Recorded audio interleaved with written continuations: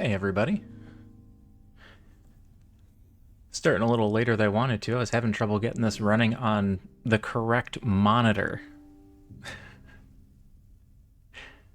I have a larger main monitor and a smaller side monitor, and it kept wanting to resize to the smaller monitor. I do not know why.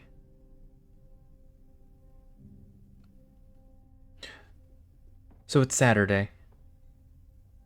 I figured we'd try something a little bit different than usual.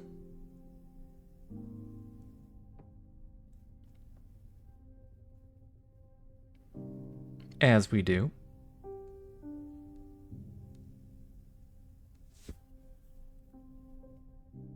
Today we're going to play The Pale Beyond. I don't know if you guys have even heard of this one. This is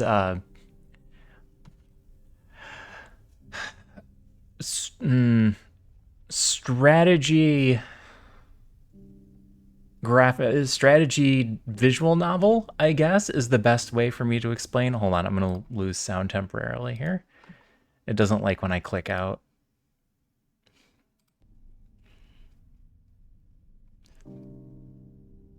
All right. Hopefully the sound is good. It is in general low, so I've got it turned up quite a bit on that end.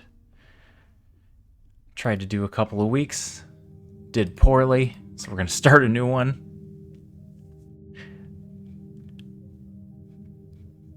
We're going to do, what is classic? Original launch balancing. Normal is normal. The clicking sound seems louder than the music. And hard is lower temperatures across the whole game. That's probably bad. Just do normal? Let's do normal.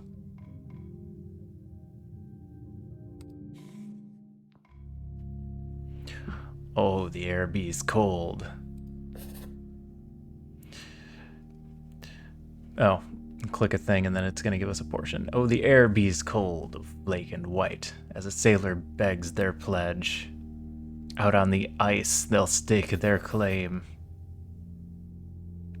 and carve a course ahead.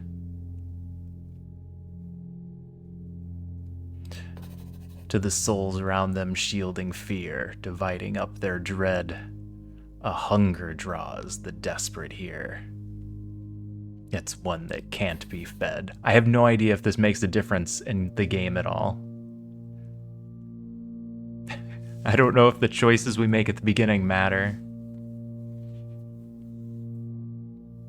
I'll do what must be done indeed, out in the pale beyond. The Temperance.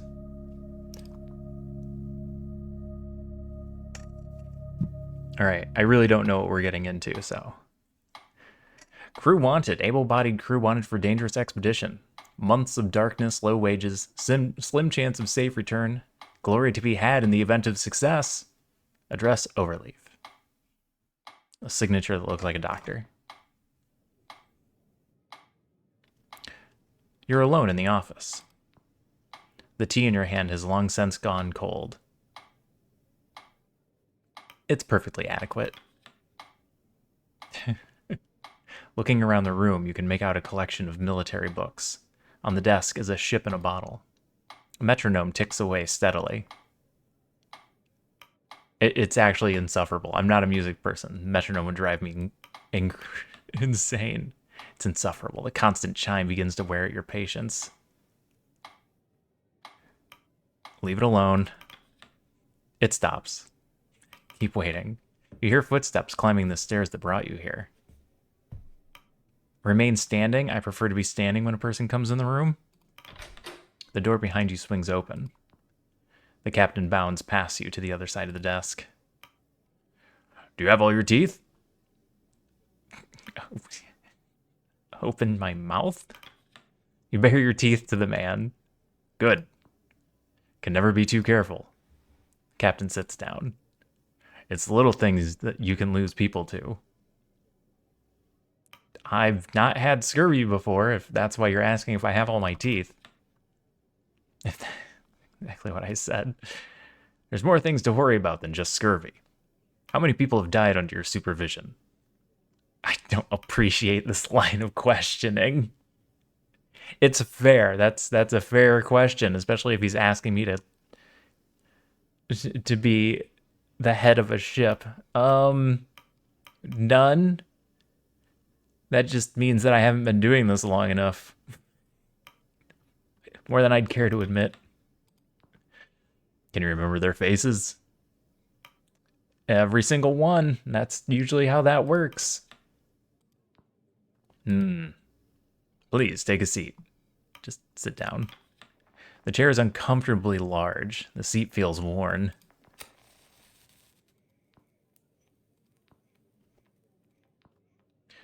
I'm Captain Hunt. Apparently my name is Robin Shaw.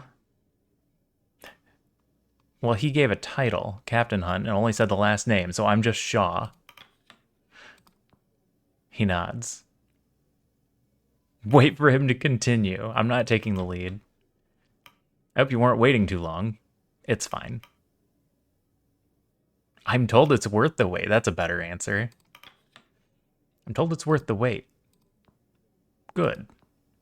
There's been a lot of candidates. Some good, some bad. Interesting mix. I'm sure you understand the need for discretion. Keep listening. Months of darkness, low wages, slim chance of safe return. That didn't deter you, did it? Quite the opposite. Good work is hard to come by. What year does this take place in? It's to be expected, surely. I thought it blunt, but it's proven remarkable at weeding out the weak and the pretend. I have a few questions first. He looks down at his list of questions. Were you born a landlubber or a sea dog? This appears to actually matter. Okay.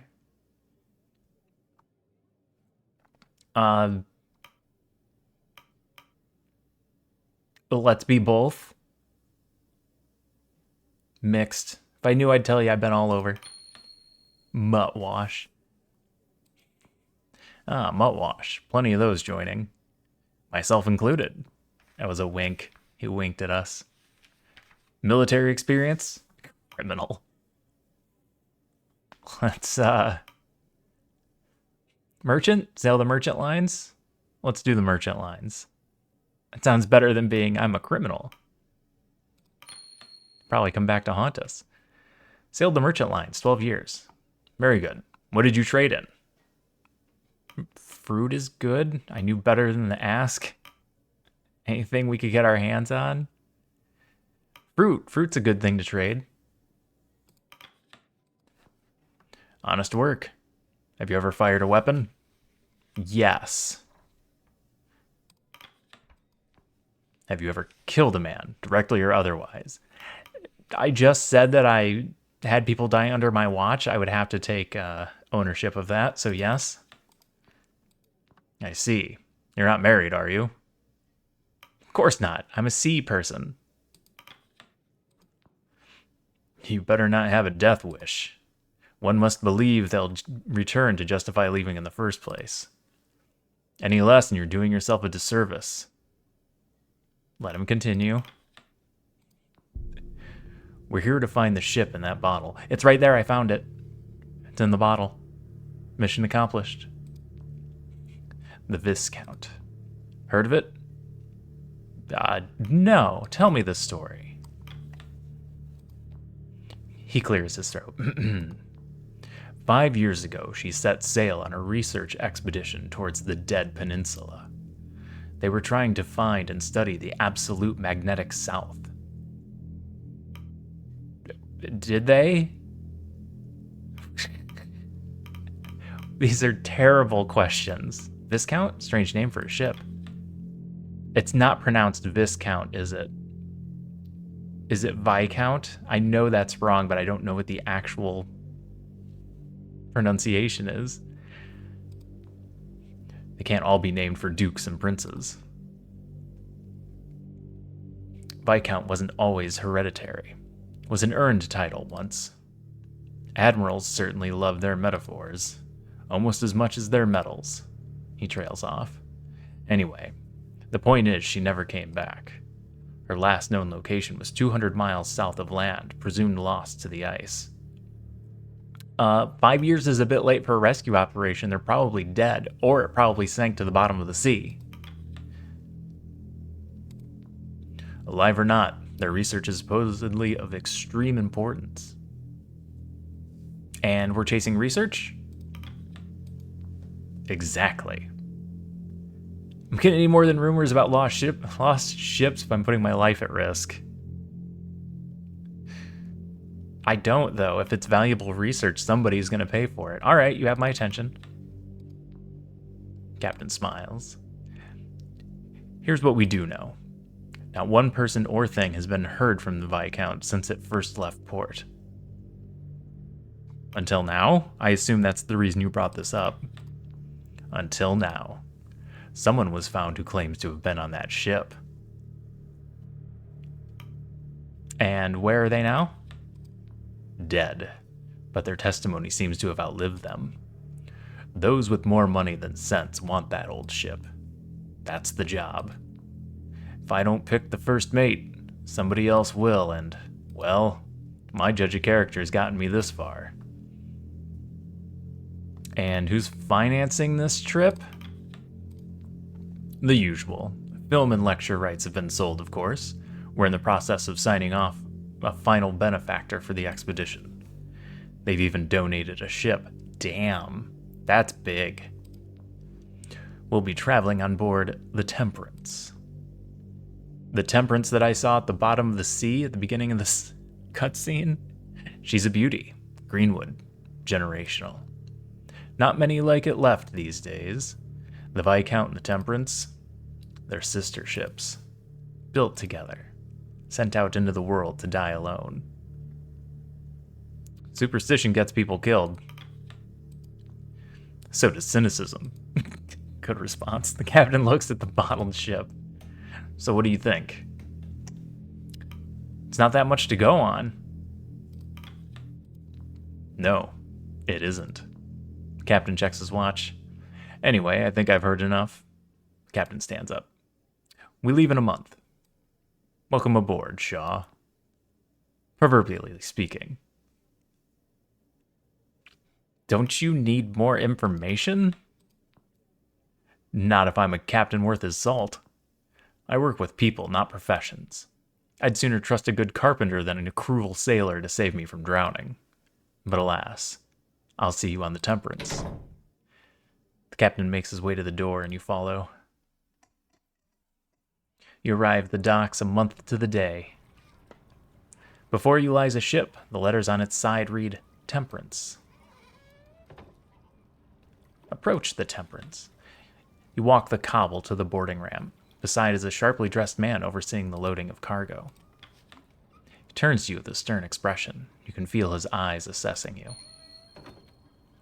He's unable to place you. May I have your name? Robin Shaw.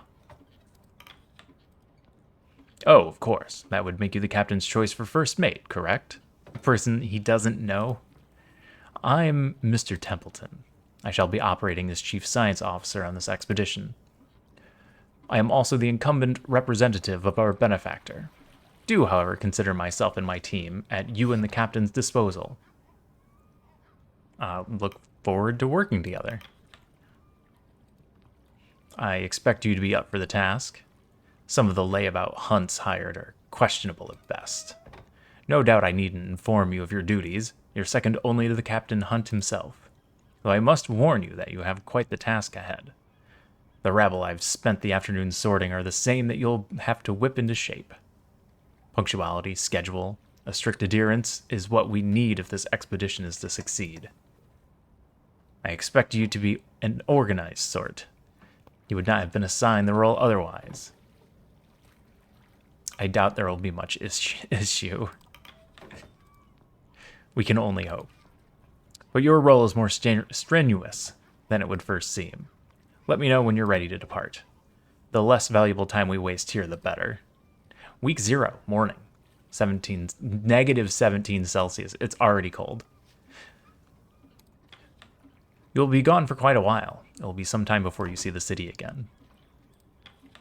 A young man stands at the ramp, steeling himself for the journey ahead. Hesitantly, he begins to drag his feet up the ramp and onto the ship. Hunt's description of the ship was accurate, near identical to the Viscount, barring some modern additions. I like the giant steam pipe.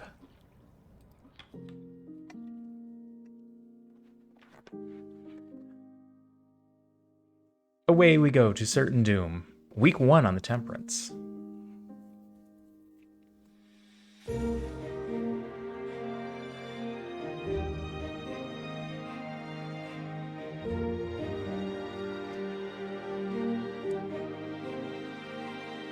The music has picked up.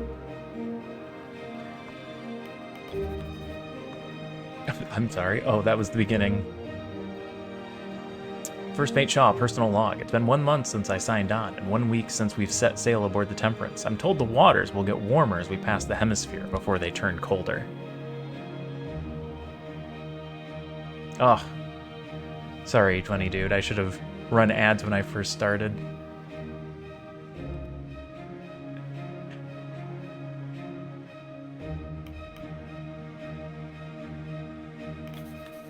I've never been on a ship like this before. Welcome back. How's it going, funny dude? I hate the pre-rolls, and I forgot to get rid of them for the first hour. My bad. How are you doing? What are you up to tonight? What do you got going on the primary monitor? A sturdy ship. It's hard to imagine how many crews she's mothered before us, repurposed incessantly. The roaring machinery should see this old steward of the sea through the ice, and us with it. Let's just sign off. We don't need an overly expressed diary.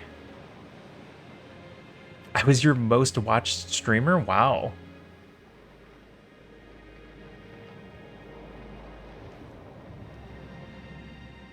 I appreciate the watch.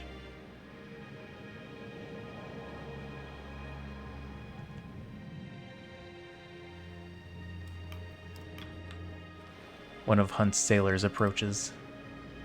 Captain wants you at the helm. I'll head there now. He leaves. That's it, he just leaves.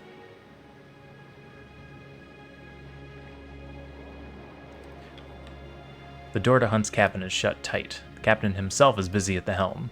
Oh, it's not gonna let me do stuff. Yes, this is a story game. A lot more visual novel with some simulation aspects.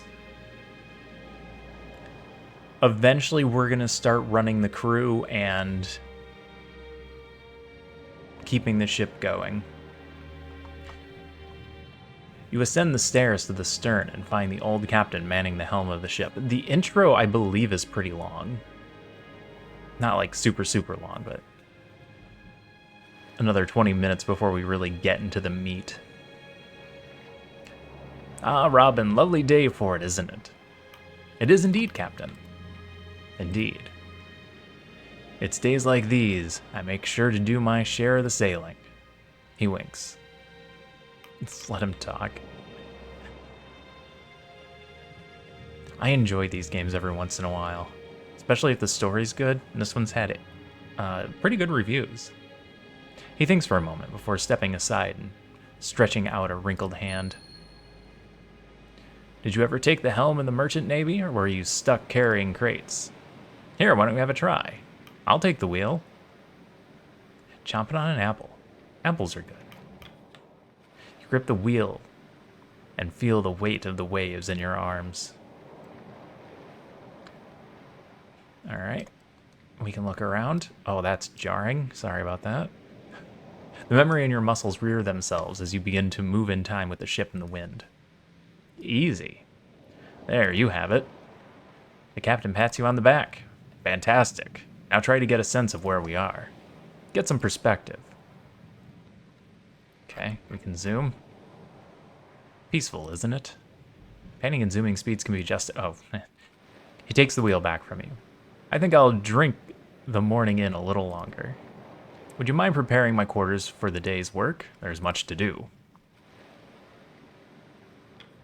Captain's cabin.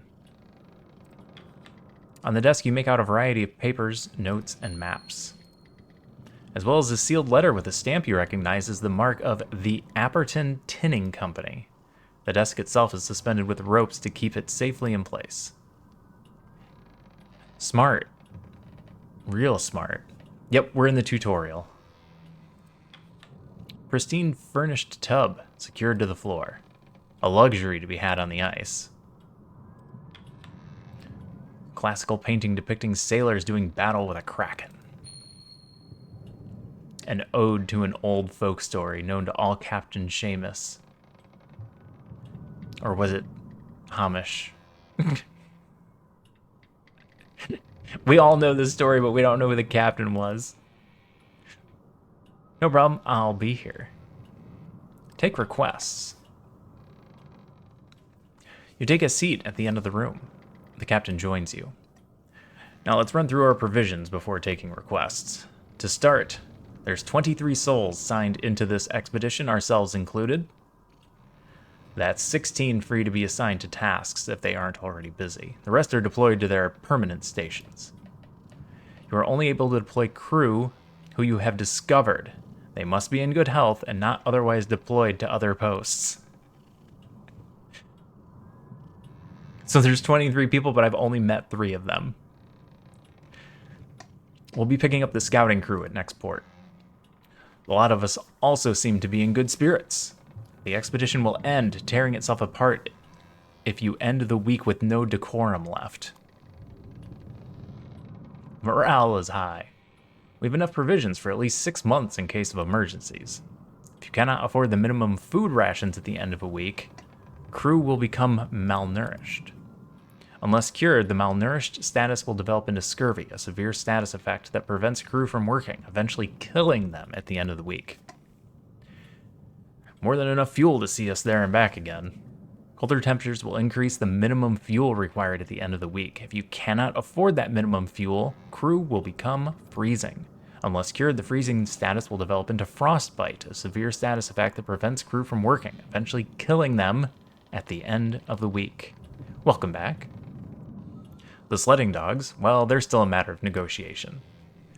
Dogs will be needed to send sledding teams out to gather resources on the ice. Sending hunts out further requires a greater amount of dogs. They will rest and become available between the weeks.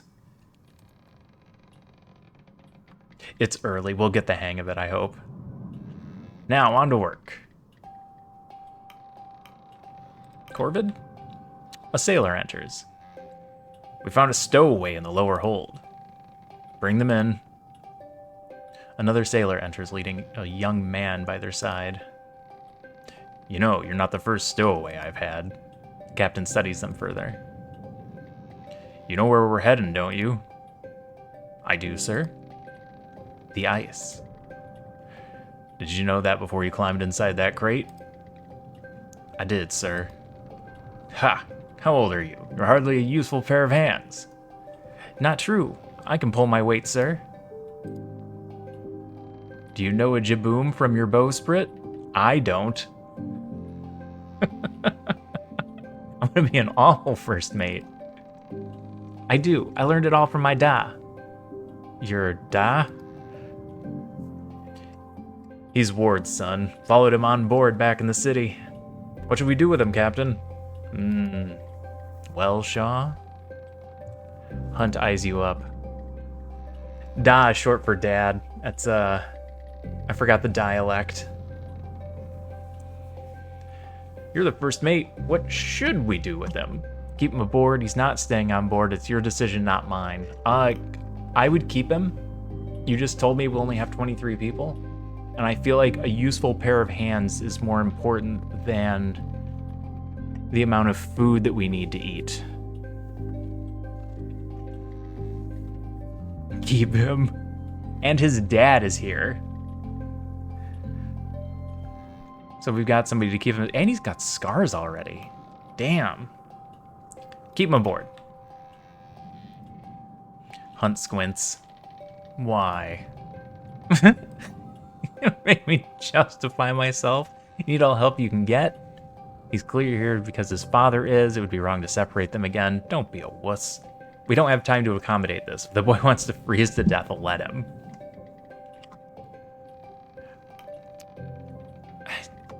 If he knows his stuff and he wants to help,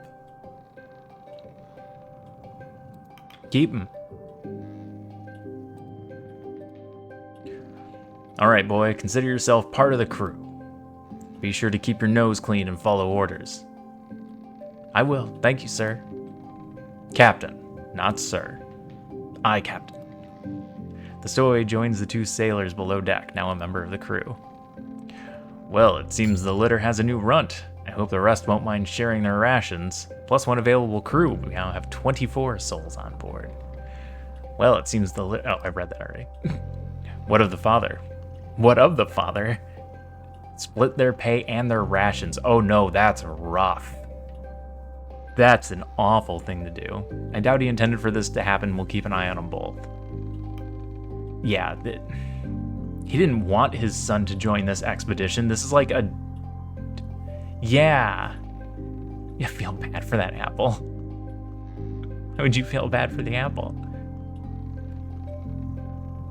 You can't blame the dad because the son's stowed away.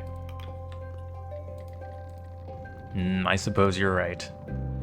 Well, that matter's sorted. Have you agreed upon my conditions? To the point, eh? Shaw, this is Lady Cordell. Cordell here is to provide us with the kennel of hounds for the sleds, and our agreement was that she would train them up until we part ways at the nearest island. But you neglected to inform me that you were bringing my dogs through the Pale Passage. He deserved a less painful death. Poor Apple. I had no intention of sending the pack to its death. You seem to have good faith in this expedition. It's one thing to ask for my whole kennel. It's another to drag them into the ice to chase a myth. Never before has a buyer been so dishonest. And never before has a seller made such strong demands. And what are these demands? She demands we allow her to come along on the expedition as a member of the crew. None of this ship have the experience and familiarity with the dogs that I possess. If you are taking them to such a brutal location, they will need me to guide them if you have any chance of survival. The humans on board too, of course. Of course. You can see my dilemma, Shaw. We've just accepted a stowaway. Bringing on another member of the crew is a risk, but our hands may be tied. Your thoughts?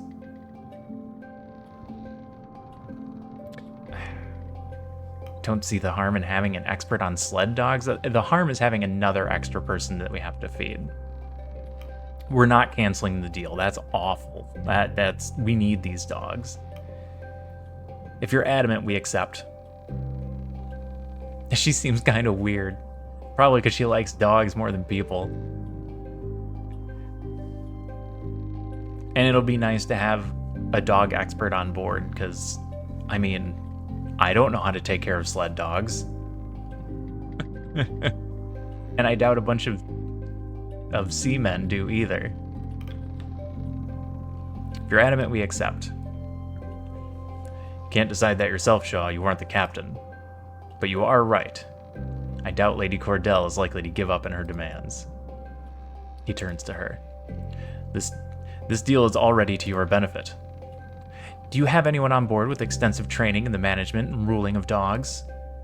Your sleds are useless if you can't control the dogs efficiently enough to haul them. And I would like to ensure my dogs are treated properly. Oof.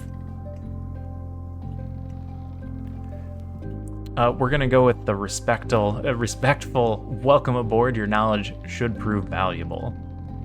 Don't expect the crew to waste time taking care of your mutts. I'm the mutt. Invaluable.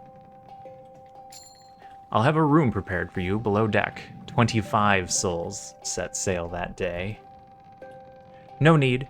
You'll find me in the forecastle with the dogs. She's gonna sleep with the dogs. We don't even need to have a bed for her. She leaves. I can't see because there's a cat in front of me.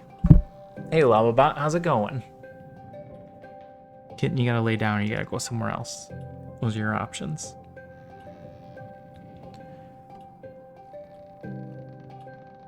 Dogs are useless unless they need your specific instructions. That's also true.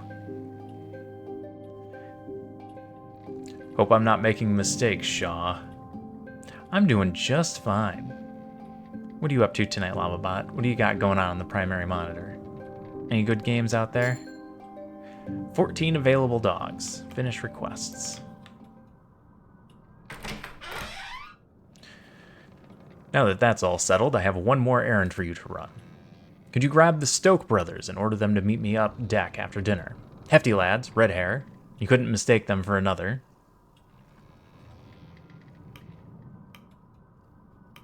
Stoke brothers, who are they? You haven't met all the crew yet? The Stokes have been serving me for years. They'll be down in the middle deck. In the meantime, you should grab a copy of the crew manifest and get acquainted with more of the crew. I need to meet everybody or I can't use them. Ooh, Beat Saber. That's a good one. I am awful at it.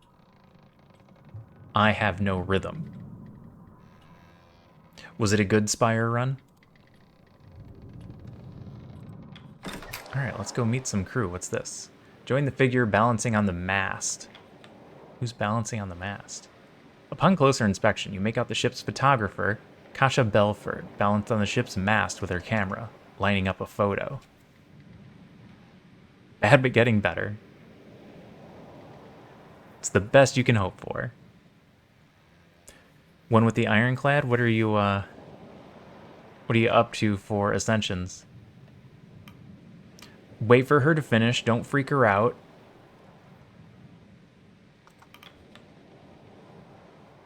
Snapping a shot, she clambers down, only noticing you on her landing.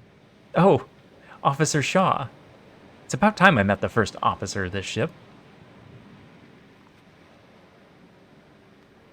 Kasha Belford. Nice to meet you, Kasha. I suppose there was some sort of rule against what I was doing up there? Deepest apologies, but sometimes there's a shot you just cannot pass up. Don't fall in the ocean and die. An accomplished photographer, Kasha Belford won the Fentler Prize, the highest honor in journalism, for her work covering plague outbreaks and riots in the capital. Ooh, she's a professional. It came as a surprise to many that such a reputable journalist would take such an interest in this expedition. There was scarcely any chance Hunt or the benefactor of turning her away. You expected someone of her accolades to be older, more experienced. This is likely her first time on the sea like this.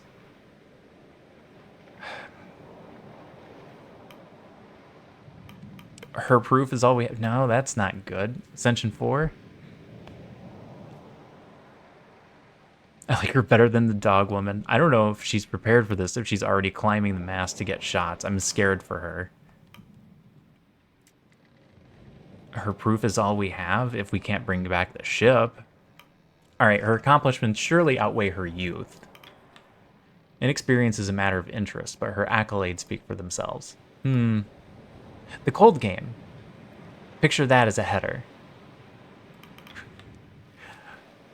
For the piece on this voyage, I'm trying to come up with a snappy name. Nobody will read it if the title sounds like the work of an amateur. This isn't a game, Kasha. We're all gonna die. I'm not the creative type. I'm sure you'd know better. Kasha tilts her head and grits her teeth, holding an inner debate with herself. Maybe not. How about Hunt's Incredible Voyage? Too fantastical. I suppose I'll find the right name when the time comes. I'm getting ahead of myself, aren't I? Apologies, I'm just a little excited. I've never been on a voyage like this. I suppose in your experience, the open ocean is the home of the mundane. Though I suppose you never traveled this far south on the merchant lines. You know who I am? Of course, I thoroughly researched the crew of the Temperance. May seem somewhat excessive, but I feel it's necessary for a proper chronicling. That and plenty of pictures. Don't worry, Shaw. You don't have a reputation that sets you apart from the rest. A celebrity like Kurt Darling's presence will dwarf any rumors that could form around you. I haven't met Kurt Darling yet. Or maybe the destined voyage, yeah. That reminds me, he'll be joining us at the next port. I should get his picture at some point. Kasha holds up her camera with a sense of pride before holding it up to her face. Stand still, Shaw. That probably blinded me momentarily. Please warn me before doing that. Oh, sorry. It's for the manifest Hunt wanted me to put together. She hands you an annotated document. Here it is, the crew manifest. All right, who we got? A whole bunch of people I haven't met. Undiscovered. Timmy the Runt Ward. A Voyage for the Times. That's a good title. Smurf, Corvid, Joe. They all have nicknames. Haven't met half of these people. Kasha. Robin Shaw. That's me. Richard Templeton. Rufus Hunt. Resource cards. Key items. Accordion. Grimley's accordion. Kasha's camera. Okay. That. It's a work in progress. The scout team are to join us at the next port, and Captain's forbidden me from the boiler room. If you could ask the others to get their portraits taken, I'd be very grateful. Don't want to leave anyone out. Do something like the stunt on the mast again and you'll be removed from the camera. I can't have her doing something crazy and dying. I feel like this is the answer that saves her later. Kasha looks to you with uneasy eyes. Her grips on her device is tight and protective. Yes, officer. You don't want to lose that picture, though. It's very striking.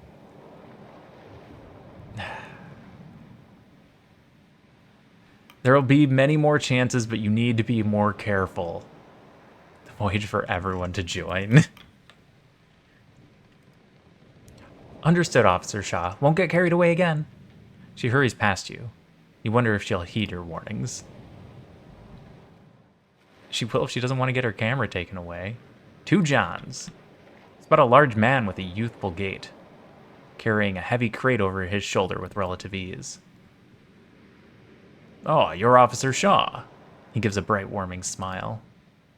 2 Johns. That's what they call me. Oh, your name is 2 Johns. I thought I was meeting 2 people named John.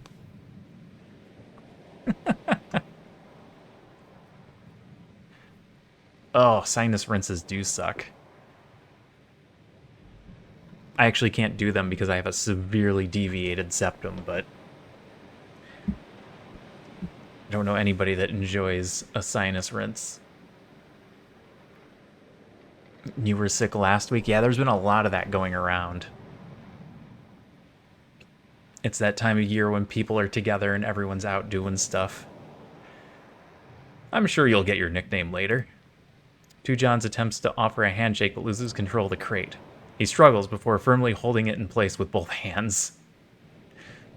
Nah, maybe later. Work awaits. Alright. John. His name is John. That's why they call him 2 Johns. Is that the best you guys can do for a nickname? The forecastle appears to be locked. You can hear the kennel master preparing the room inside. Okay. This is all we can do right now. Stay inside 24/7, 365. I wish.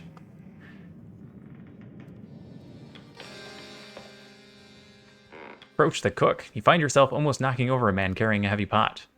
Careful, careful. You almost got drenched in broth.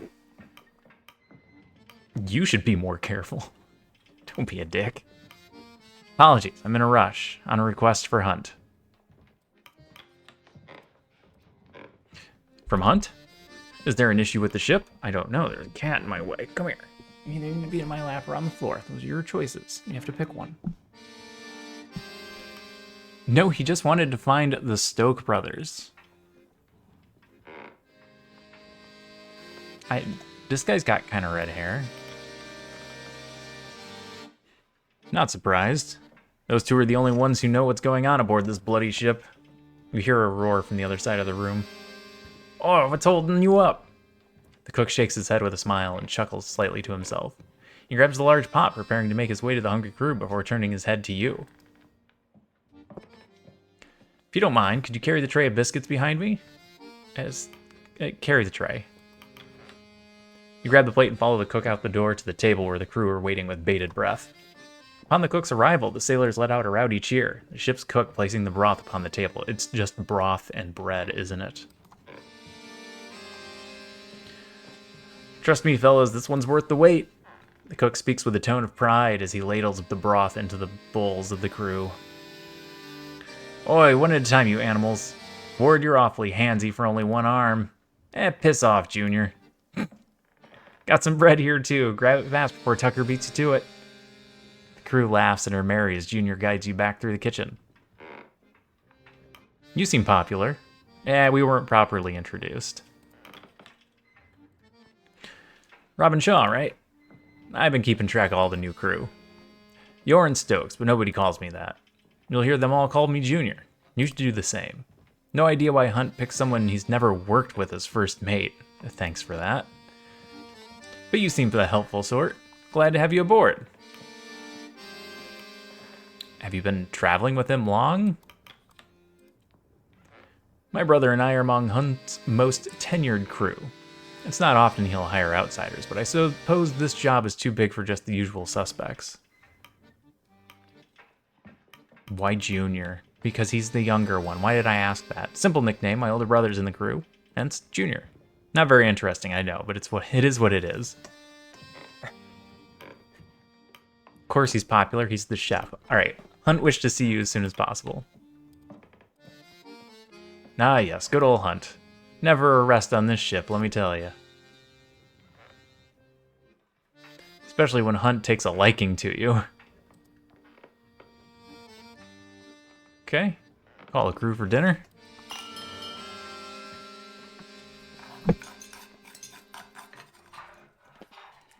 The crew have their meal. It passes in relative silence. The crew return to their posts. The hammocks are unfurled in preparation for the evening. Twilight falls. Let's see how the family's doing. Over dinner, you overhear the newly picked up stowaway speaking with a one-armed man. That's his dad, right? The one-armed guy? But Dad, you're lucky Hunt didn't throw you overboard. Have a mind to do that myself. Come on, Dad. I'm here to help. Better know that involves work. Don't expect special treatment. As far as we know right now, the goal of the game is to find a ship called the Viscount. Yeah, it's going to be a survival game at some point.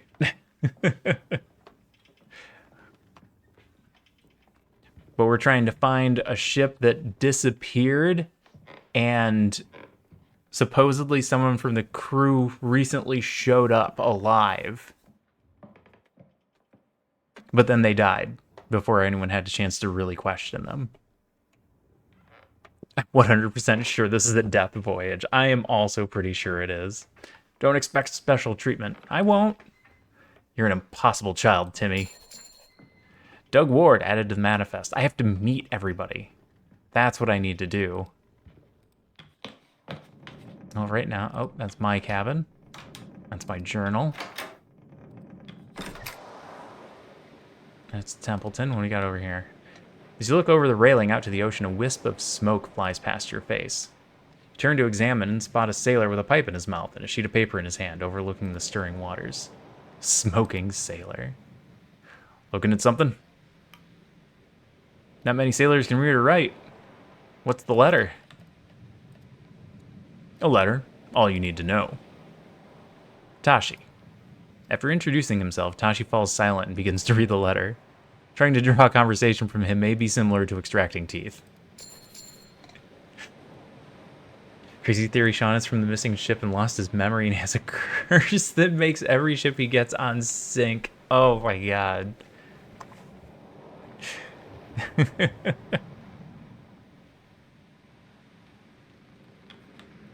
The door is locked. The captain himself has turned in for the evening. Alright, talk to Templeton.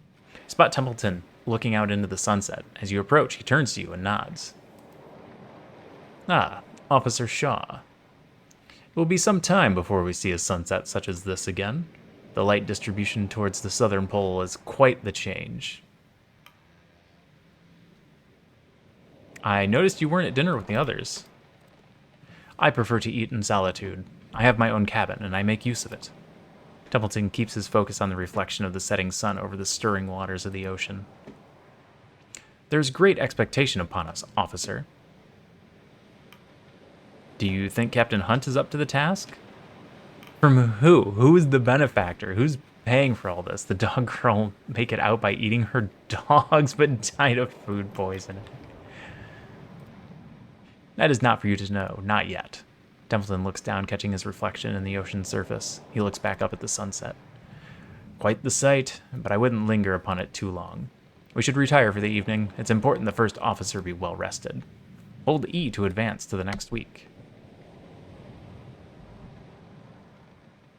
You also have to let go of E, otherwise it doesn't know that you wanted to advance. Food rations. The food rations per crew member this week. Fuel rations. The fuel spent per week. Okay.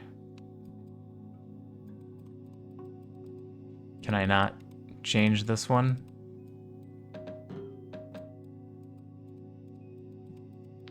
Oh, there it goes. Oh, I'm having a hard time moving food rations around. It doesn't want to slide like this one.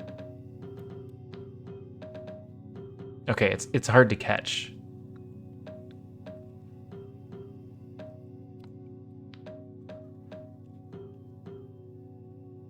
I don't know how important any of these stats are right now.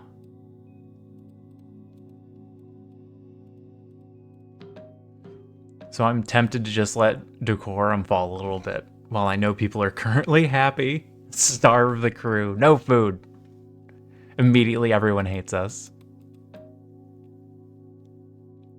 We're early in and I hate to have stats at full, just in case there's anything that will increase them later.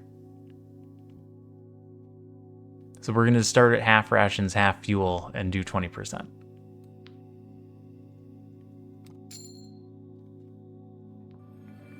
The ship makes its last port at Orca Island. Cordell's sledding dogs are picked up. The scouting crew and Kurt Darling are picked up. The days are getting brighter as you move further south. Okay, no negative effects. Other than lowering decorum, which is probably fine for now. Starve the crew. There's a rap on the cabin door. Come in. The door swings open to reveal Kurt Darling, all but filling its frame, grinning ear to ear. There you are, Officer Shaw. The ship's navigator is a difficult man to miss. Stature and reputation precede him. Adorned with a slew of apparatus, this seemingly one-man expedition would be known to anyone following the heyday of exploration and the merchandising that followed. He's a celebrity.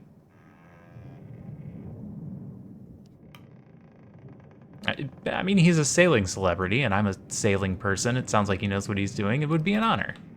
It's an honor, really. A wealth of invaluable experiences in such hostile environments. I wonder he's not been swept up to some other post. Hiding away for the rest of us, are you? Nope, simply busy. Of course. The role of first mate must surely take up a great deal of your time. Apologies for not stopping by sooner, Shaw. I've been busy myself. It took a while to set up my team, and a great deal of the crew were quite eager to meet me. He's a film star. It's not often they work with a film star, is it? Certainly. It's completely understandable on their part.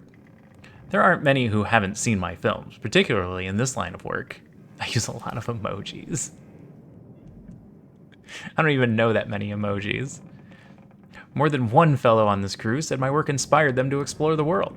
Quite the honor, is it not? So he's celebrity because of his trade, not like he's a movie celebrity.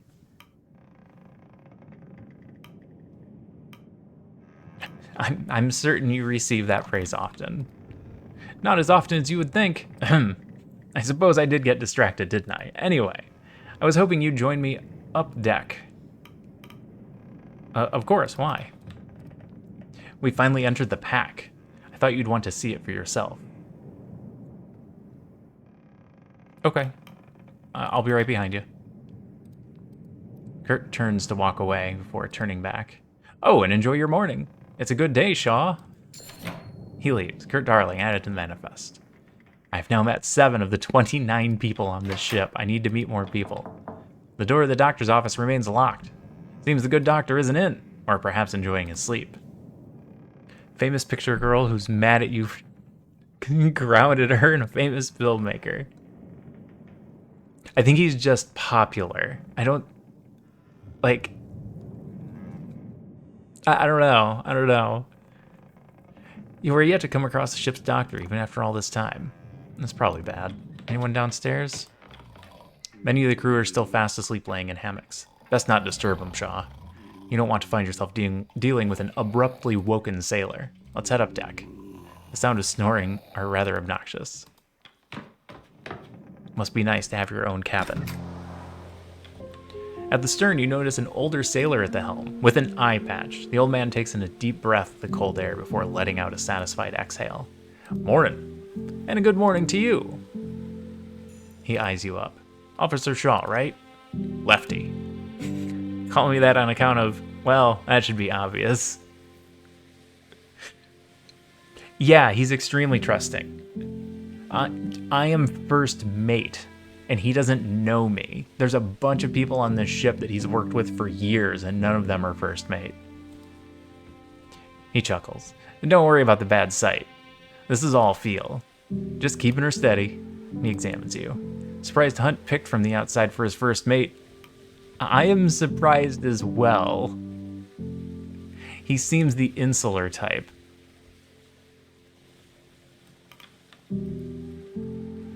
He is. He must be something special for Hunt to look outside the ranks. You've got the experience at least. Merchant Navy's quieter though. Mornings like these are about the only peace I get from the younger lot. You should take these moments when you can. He's probably plotting something. I actually wouldn't be surprised. Lefty returns his attention to the helm. As you get older, I suppose you learn to value the quiet moments, eh? Let us hope we're just as diligent when we're old and gray. Myself before you, of course. Harold Turner, aka Lefty. Hunt's asleep? Oh, he's not in his cabin. You join Kurt at the bow of the ship. You both feel the temperance break the floes before you. Gripping the railing, he draws an enormous breath. The footing beneath rises and the ship mounts as impending ice flow. There's a moment's hesitation before a profound crack relieves the ship, cascading across the ice. He exhales. See? Nothing else like it. I assumed you'd seen everything. You are famous for this. A younger me would have agreed with you. It's an interesting mix, nostalgia and the never-ending new. Look at the ice. No two cracks are the same. All caused by us. By laws of nature, this place wants us dead. And yet, here we are, traversing in harmony. How fantastic is that? Alright, you weren't wrong. It's something. Indeed. Did you just want to show me the ice, or did you want to talk about something? We're about a week's sail from the last known location of the Viscount. Assuming she isn't exactly where they left her, we can't take smooth sailing for granted. Same goes for this daylight. It won't remain this bright for so long once winters encroach. Beautiful as the ice is, on this course it's going to get thicker. Alright, funny dude, I'll be here. He looks out across the white. We won't be so confident when the leads dry up and we're stuck here till the next cycle. We need to change course. Avoid the pack. Have you informed Captain Hunt? He won't listen to me. Thinks I've been dulled by retirement. Probably seen more ice than he has whiskey.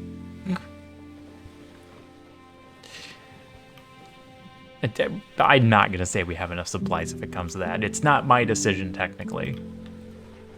Yes, but you have the captain's ear. Have you ever experienced a long night winter? It's not pleasant, to say the least. I can't say that I have. I just don't want to say the other things. They're mean. We're only as good as the unhappiest man, Robin. Cheer up, then. I'll do what I can. Thank you for bringing this to my attention. Kurt nods and turns back to look across the ice. All right.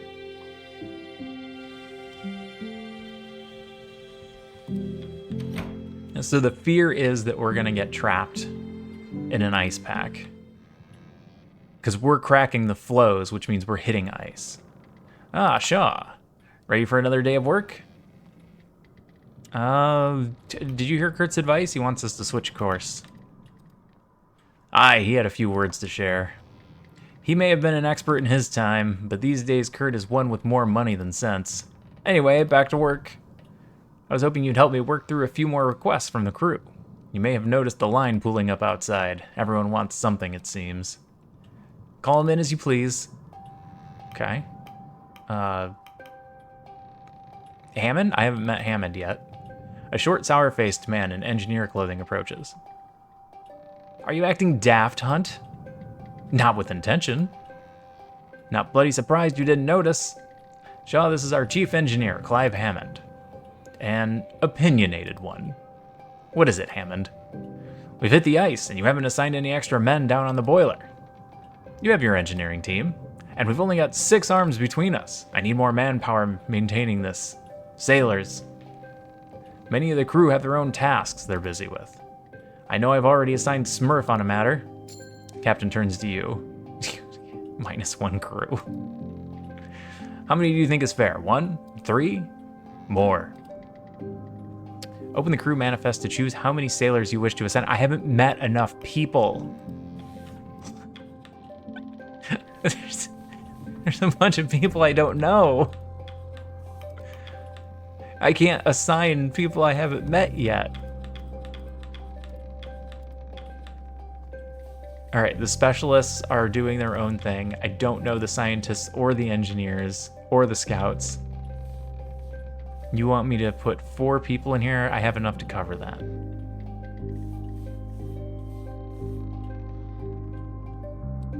Well, we're definitely putting the stowaway in there. Not Doug. He's only got 1 arm, and he very explicitly wanted people with 2 arms. Corvid, you're gonna go help.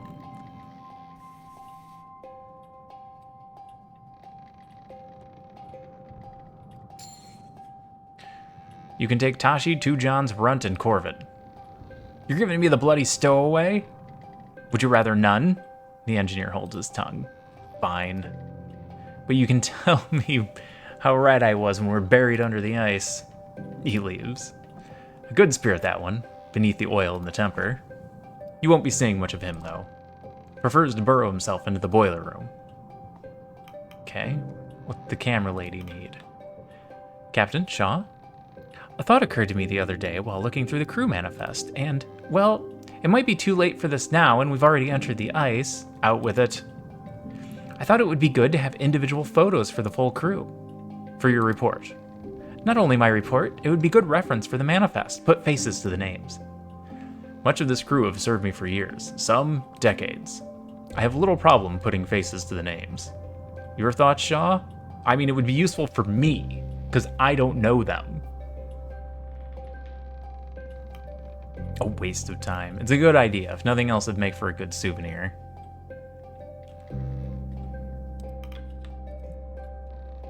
Sentimental of this expedition, are you? +6 decorum for that. See, that's why we wanted to drop that a little. Some proper photographs will have some historical weight to it. Well, Belford, I see no problem there. I'll arrange for the pictures to be taken before the crew have their dinner. Thank you, Captain. Shaw? In the meantime, I'll attempt to get as many individual crew photos as I can. You're still welcome to help on that matter, Officer Shaw. She departs, satisfied. Corvid enters the office.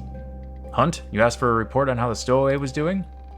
Aye, I wanted to see if the young boy has been settling in well. Well, I just put him to work, so... He has indeed.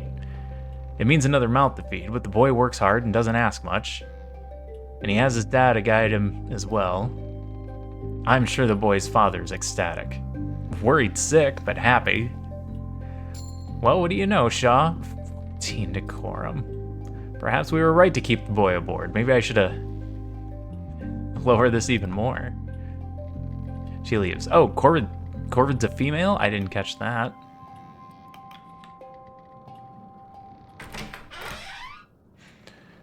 Good to have all that settled then. Perhaps we shouldn't rule out old Kurt so easily. If the man thinks there could be an alternate path through the ice, he's free to search for it. Shaw, meet him when you have time. Changing course or not, we'll want one of his scouts up in the crow's nest. Take care of that. Then you'll be done for the day. Okay. Still need to meet people. A sick person. A seasick person. You spot a youthful-looking man leaning over the side of the ship.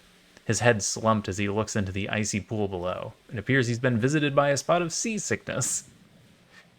You okay? Don't pat a sick person on the back. You speak out and the sickly man doesn't answer. He raises his head and turns to spot you, his eyes widening in shock as he does. A bespectacled young man shaking with unease.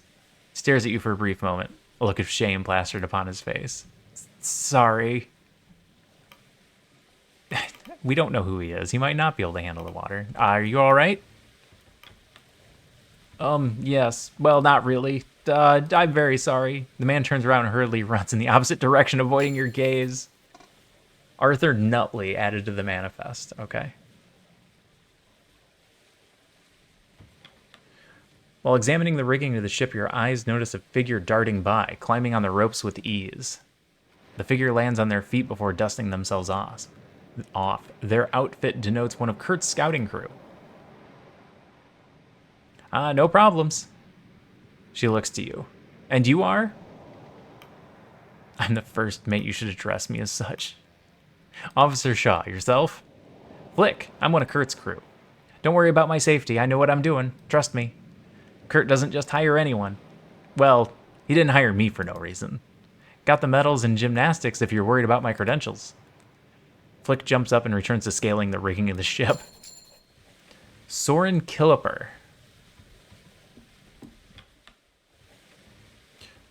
Send me up there, I'll get a reading. The scientist eyes the man's cane and turns to you. I believe the navigator means you to send one of his scouts.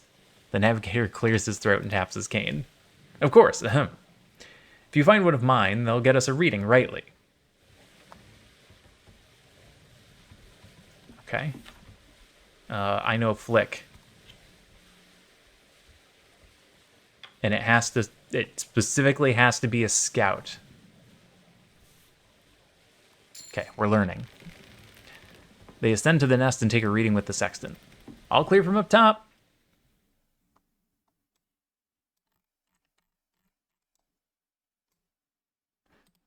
Viscount Island, the last known location of the Viscount, your destination. Do not tell me this is an ice floe.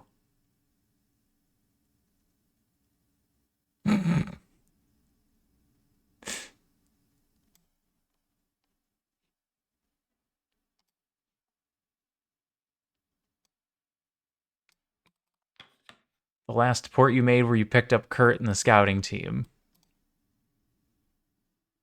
Like, these are icy waters and this is thick ice. And we're gonna go right through the middle, is what I'm reading this as. Oh yeah. Okay, this is the island. This is what it looked like last week. This is what it looks like this week.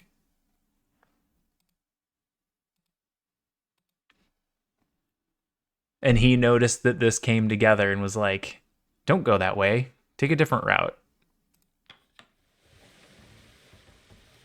Captain? He's not in here. You overhear two of the newly arrived scout crew talking. Ah, Quilsey. Have any trouble settling in? Not too bad. I can't wait for a chance to sleep, though. Proper navigator never rests until their work is done. Of course, of course. Take it you had no issue settling in? Not at all. The crew were a funny lot. Old Kurt certainly caught their attention. Ha! Do you think any of them would mistake Kurt and myself? I think you'd collapse from joy if they did. Perhaps. Okay. Met two more people. There's nobody in my room, right? No, nobody in my room.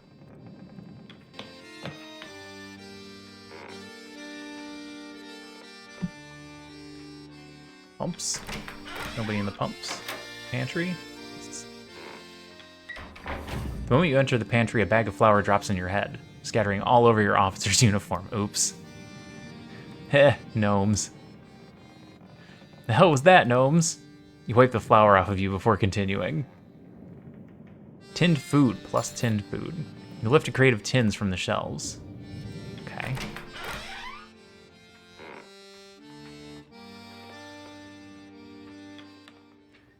He spots you and ceases his playing. Need something?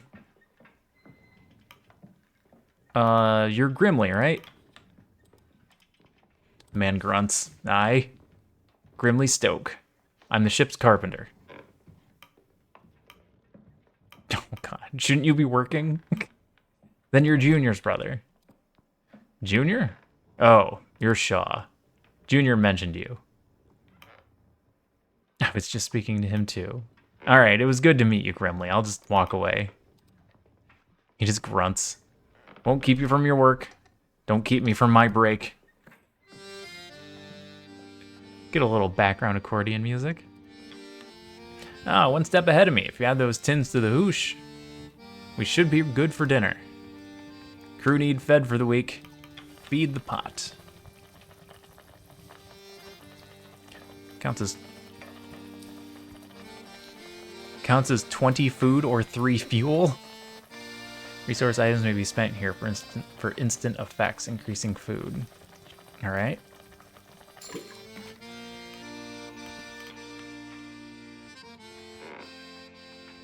Why is this yellow? I don't know. All right, call the crew for dinner. The crew have their meal.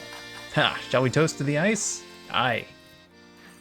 The days get longer, but dinner is fixed. It'll see us through the long days and the darkest nights. The crew return to their posts. The hammocks are unfurled in preparation for the evening. You can't help but notice that it's still bright outside. You notice 2 sailors passing by from the dinner table. An inebriated sailor on wobbling legs leaning on the shoulder of another. Ah, good times, good times. Need to learn to handle your drink, Tucker. Yeah, I'm fine. My mates can carry me, right, Cavity? They can also drop you. Have 2 Johns carry you next time. Are you asleep? Shit. Alright, 2 more crew. There are so many people we haven't met. Door? You knock on the door. No response. You knock on the door. Still no response. You can hear the sound of rustling inside. Okay. I'm gonna annoy somebody if I keep knocking on that door. You overhear 2 engineers chatting above deck. Or rather, you overhear 1 engineer speaking with another. Don't know how the chief could stay down there all evening. You ever see Mr. Hammond eat? I haven't. Maybe he doesn't eat. Man's not human if he can work all day and night on that boiler. Probably doesn't sleep either. He probably sleeps. Aye, Dick, it's figurative. Right. Captain has turned in for the evening. Okay. Is there somebody up here? Is this... No, that's just going to show me that again. Oops. Gotta click on the ship to go back, not the back button. Approach the dogs. The dogs regard her with rapt attention as she paces between them, bowl in hand. The largest joins her side as you approach. Try some. Try the soup? Just try the soup, it's fine. You nearly burn your mouth on the hot broth. It's probably tasty. It's surprisingly palatable. You feel yourself warming up. You seem to enjoy it. I'm afraid there's only so much. If you want more, it will be among the dog's leftovers. Penguin. Some blubber. Fats and proteins. Fastest way to hydrate them. Was there something that you needed? Why are you here? Where'd they come from? They came from her. She raised them. Just inspecting the animals. They belong here more than we do. Unlike us, they need the ice. It cools them through their paws as they run. They'd overheat otherwise. Strong creatures. Very. They handle stress differently, adapt quickly. There's plenty to be learned from them. You love these animals, probably more than the people on this ship. They need me. And you'll need them. Pet the dog. Ruffle its head. It tries to lick the broth from your fingers. Okay. Interesting. Oh, we can just end the week.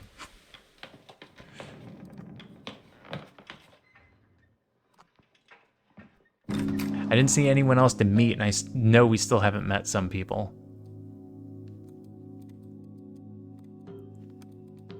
I'm still not seeing the negative here.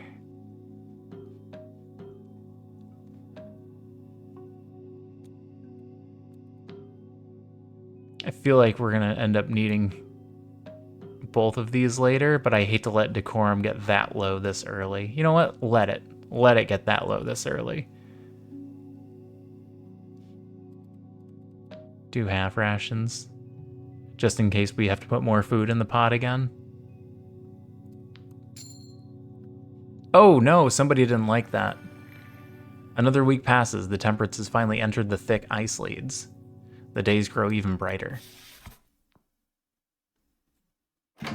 Somebody did not like that. They're not happy with me. Week 3. We got some of our crew back. Can I go in here and get more food? Anybody hiding down here? No. Everybody's still asleep.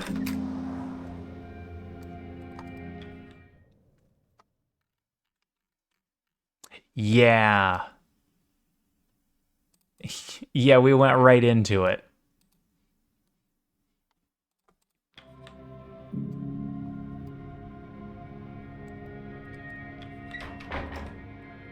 Captain, we got problems. Captain Hunt appears to be absent. His chair is unoccupied.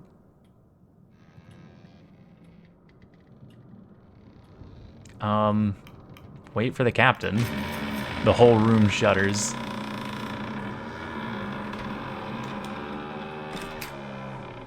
Yeah, we're stuck. What in the... Well, I was worried about this. Look at that ice. We could be trapped here for a while. Strong pressures. As if we didn't have enough bother. Well, no need mucking around. Let's get to work. Where's Hunt? I'll grab him. I'm sure he felt it too. Shaw, check the boiler room. I'm sure the mole man has problems of his own. Not to worry, everyone. We'll be free and moving again before you know it. Back to work. We're so screwed. Officer Shaw, what happened? Ship's come to a stop. I almost flung my camera into the wall. We didn't hit anything, did we? We're trapped in the ice. We'll need to break loose to get going again. Well, let's hope we can do that sooner rather than later. Trapped in the ice, though. That would make for a good photograph. Okay. Grab food. You grab food. Boiler room is fine. Or not boiler room. Ship stuck then? You're looking for Hunt. You just missed him. You're calm. No use panicking, is there? I'm gonna go check with my brother. That's true. There's no use panicking. Take coal. You lift a stack of briquettes. Okay. Aye, if I'd made any errors, I'd tell you. It's secured, don't you worry.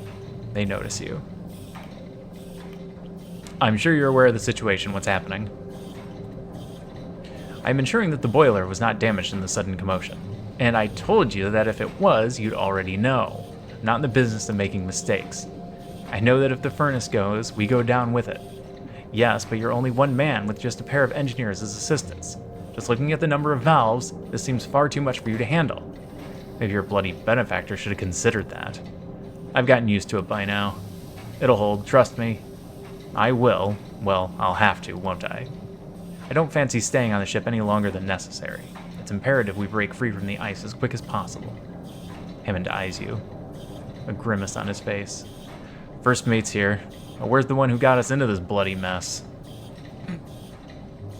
He may be in his cabin, I'm not sure. Yes, we're on a ship, an unmoving one at that. The man cannot simply disappear.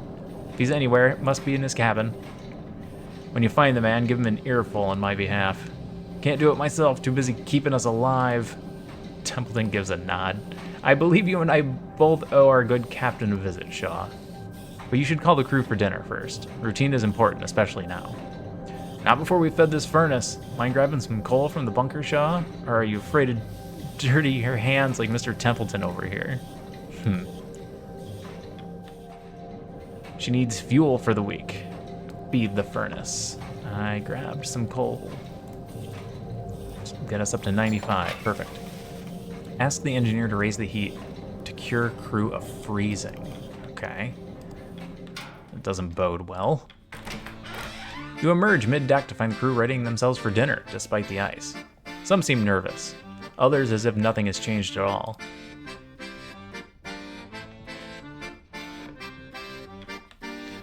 What will be this week? Feed the pot. Don't want to let it get low.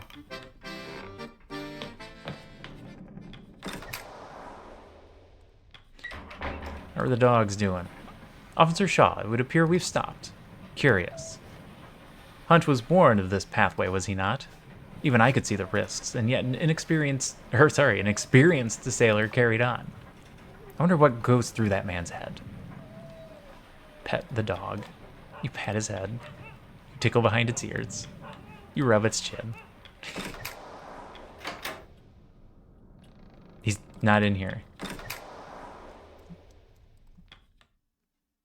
Where is he? Oh, I was supposed to call dinner.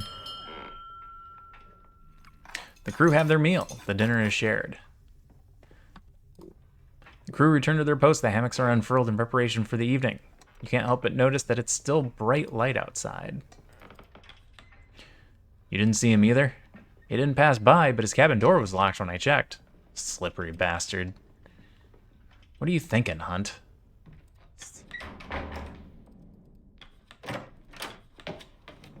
Is there a plan here? No sign of Hunt, I take it? Mr. Templeton passed by, but he wasn't exactly willing to take questions. Keep it up, lads. We'll set ourselves right in no time. Ah, Shaw. I just saw Templeton entering the captain's cabin. Seems Hunt holed himself up inside.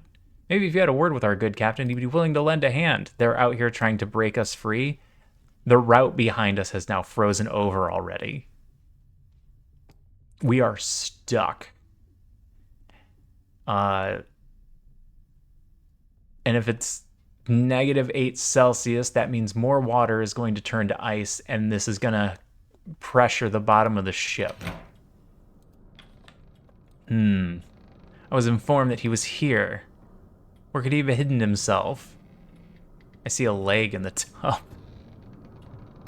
He has to be in here. Check under the desk. At this point, leave the man. I'll handle matters. I highly doubt he's cowering beneath the table, Shaw. Ha! The captain's laugh rings out from behind the door. The captain watches you both, his head swaying as he chuckles to himself. You are a surprisingly difficult man to get a hold of, Hunt. Seeing that this is your ship. Ha! I know it well. Hunt's eyes turn to you. I believe you two are already acquainted. How long have you been drinking? I don't suppose you care to join. Hunt shakes his hip flask. He holds it out, whiskey sloshing and spilling from the top. And what of you, Shaw? Can't tempt you with some sweet nectar? I'm fine. You'll be more than fine with a drink in you. Ah, well, your loss. You intend to offer drinks at a time like this? This ship, your ship, is trapped in the ice. It's my ship now, is it? And what do you expect me to do? Get the shovels out? You could have heeded Kurt's warning. He literally told you not to do this.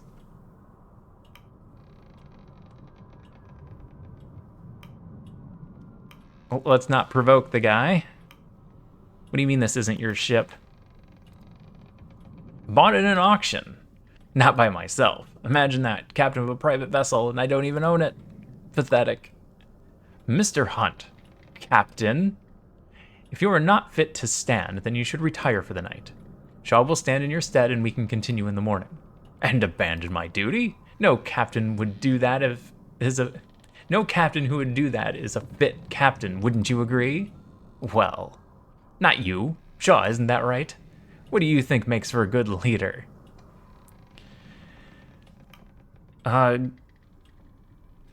Making the difficult choices, the choices nobody else wants to make.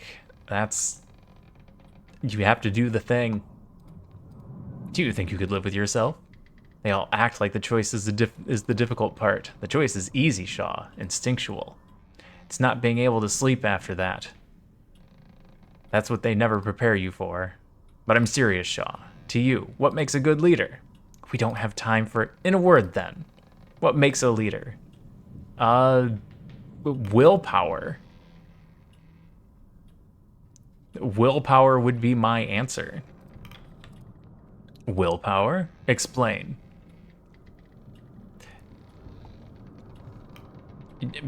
Make the decisions that's not the way to word that. The power to challenge yourself to exceed your perceived limitations, that's not the right answer. The ability to press forward no matter the circumstances and never give up. That's willpower. Your body has to give out before your mind does.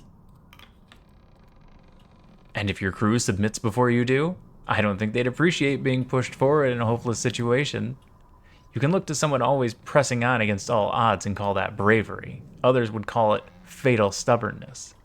If one's to die, they'd prefer it be with their boots off, lying in bed with a full belly. Would a good leader deny them that? Speaking in platitudes will do you no good. A good leader is something more than a single rule you were told to follow. You told me to sum it up in a single word. When you see one, you just know. You have wasted enough time pining philosophical. Oh, my apologies. I'll ask the real questions. Shaw, look at where we are. Do you honestly think we're going to survive this? Yes. I have no doubt. Well, I suppose someone has to carry faith with them. He laughs. Shaw, nobody knows we're out here. That doesn't leave this room. No. Wouldn't want to upset your employer. Our benefactor. We all want to be paid after this, don't we? Enough. If you weren't fit to lead this expedition, you should not have agreed to it. You shouldn't be. None of us should be here. Old Kurt paid handsomely to join. You're just a botanist sent to keep an eye on me. Our doctor, ha. And then there's me. Then what am I? You're the only one who should be here. Oh, I'm sorry. Templeton opens the door. The captain needs his rest. We'll discuss this once he's of sound mind. All right, this doesn't leave this room. Aye, you understand. We will pick this up in the morning. Go on, Shaw. I'll be all right here. The captain appears to have fallen asleep. Captain Hunt needs his sleep. It would appear the pressures of command have greatly affected him. You should find some rest yourself. The crew have their commands. Clear your head and we'll continue in the morn.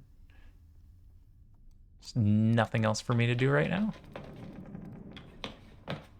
Nope. That is that.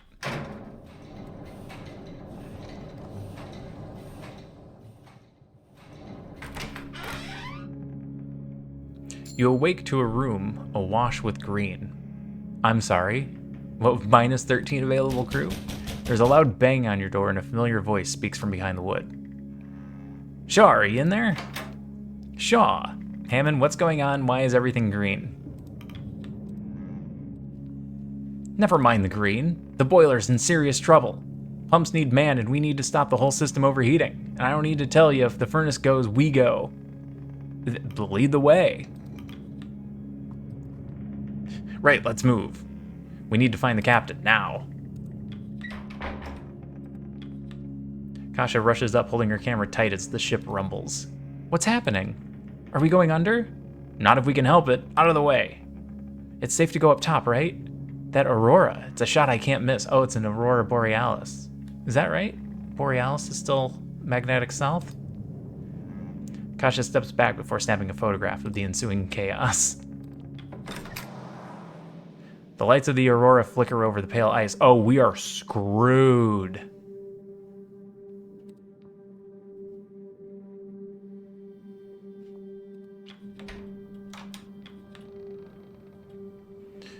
Nothing. Visibly perturbed, he takes a moment to compose himself. Even the tub is empty. Why would you expect him to be in the tub? Not important. This doesn't make sense. The man seemed barely fit to crawl himself into bed earlier. What? Hammond turns to you. All right, Shaw, Captain's missing, you're in charge. Okay. I'm just gonna step right in and take over. You best. Yes, indeed. The crew are no doubt waking at this moment. They're no doubt scared, confused. It's your duty to keep them calm and maintain order. Hammond glares at Templeton. It's Shaw's job to get down to the boiler room now. We've already wasted enough time looking for that bastard Hunt. If you storm down to that room, all you'll be doing is inciting a panic. We need to calm the fears of the crew, maintain an air of focus. Lie to them as the ship goes down? Not at all. Instead, to assure them we know how to remedy this matter. Do you know how to remedy this matter, Mr. Hammond? Aye. We need to be quick. I don't have time to worry about some stupid sailor's feelings. We got a bloody ship to save. Well, it's as you said. Officer Shaw's in charge. The decision is yours.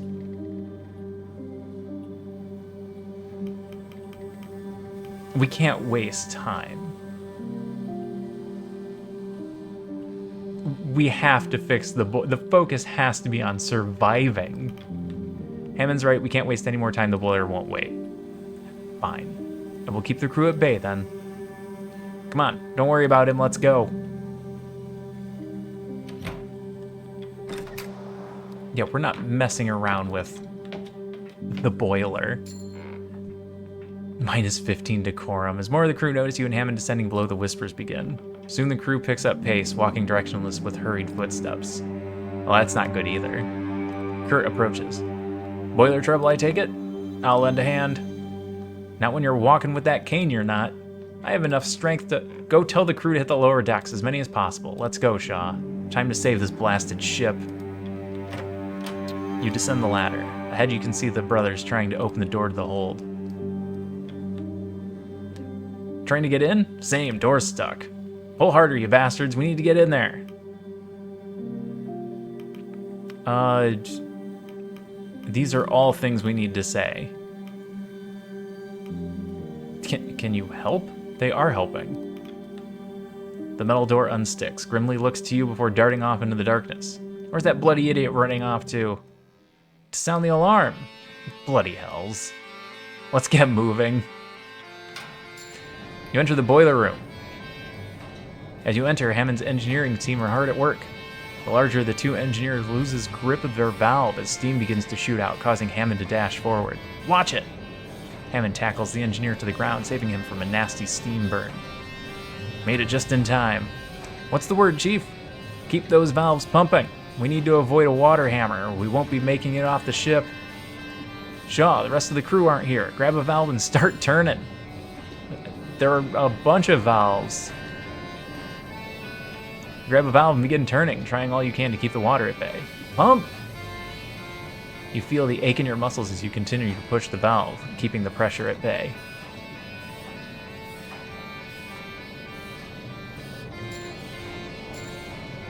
The furnace rumbles and sputters, hemorrhaging fuel. That's not good. You keep turning, doing the best you can to keep the pressure at bay. We could be at this for hours. Shit, where's the rest of the crew? There they are. Brought help. We're still hemorrhaging fuel, guys. Get me coal, turn those valves. Feed the furnace. Other valve.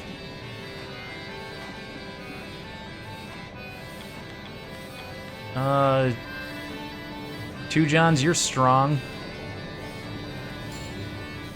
They grab the valve.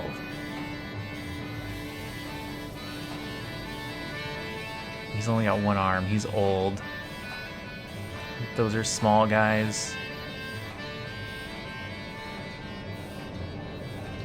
Let's do Tashi. Oh, do I know everybody now? I don't know the scientists. And that's me. My face is scratched off. They grab the valve. With enough hands working on the boiler, you begin to fight back the potential water hammer. Someone's gonna have to hold the furnace in place.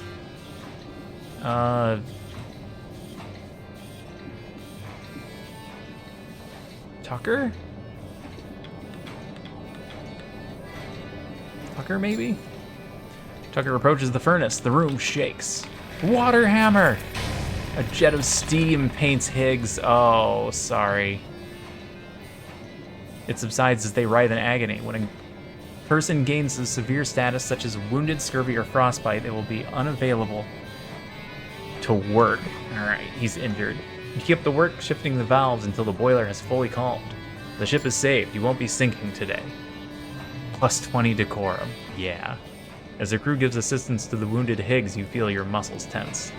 You fall back, collapsing from exhaustion. As you lay back, all you can hear are a pair of panicked voices.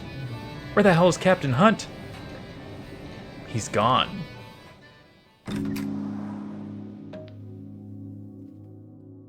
Okay. We're low on fuel. Looks like we're gonna be lowering that one.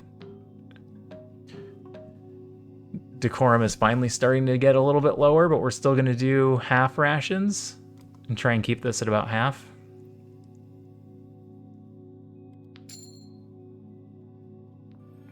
The Temperance is saved from sinking. The Aurora passes, leaving only the bright light and white.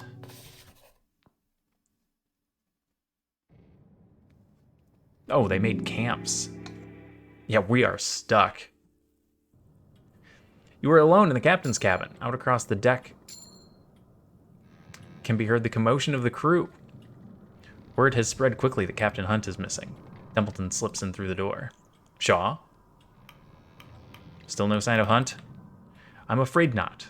Hunt is still missing. Rufus Hunt is missing. And he isn't alone in that regard.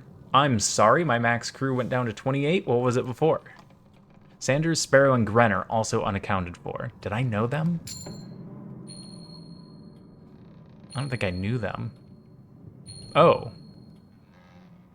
As is a sizable food and fuel supply in one of the larger lifeboats. They fled. Shaw, you and I are not naive. It seems quite clear what has happened. Yeah. How's the rest of the crew handling it? They're confused, scared. The former captain is no longer with us. You understand what that means, Shaw? I actually need to know. I don't know if I just become captain. I don't know if that's how it works. A new captain must be selected by the crew. Okay, it's not just me. As first mate, you have the most clear argument to take the role. And how do I argue for that role? Your presence in the face of Hunt's absence is an argument in itself. They will hold a vote as soon as possible. That Carpenter, Grimley, he's still loyal to Hunt, and many of the sailors will follow his vote, if not all, though I can assure you have the vote of myself and my scientists. Kurt and his crew are like to support you as well. I'm unsure where the engineers will side. They're likely loyal to their pay. Higgs is still recovering from their steam burns, which may end up working in our favor. And the civilians are a mystery. But I believe, when all is said and done, you will just about make the vote. Sure gave this a lot of thought. Of course. It is vital to remain aware of the crew's intention. They're waiting outside, Shaw. They're scared. They don't know where to turn. You and I both understand the importance of maintaining decorum. Yes, if we don't maintain it, we lose the game. The times seem dire, remember. There is a rescue ship on its way. Even if the Temperance falls, we still have a potential escape. 35 weeks. The ship will arrive at Viscount Island in 35 weeks from now. We should focus on surviving that long. That is all we need to do, Captain. How can you be certain? I can assure it. Our benefactor will ensure it. Another 35 weeks, Captain. Keep it in mind. Here, you should have this. Templeton presents you with a fancy-looking hat. It's Hunt's hat. He left it behind in his cabin. That tells us what we need. Oh. Yeah, I'm going to take the hat. The commotion outside grows. The choice to willfully observe reality. I suggest you do the same, Captain. The scientist refrains for a moment. I think it's best we declare that the captain and the missing crew are dead. There's no need for us to complicate things any further. I don't want to lie about that.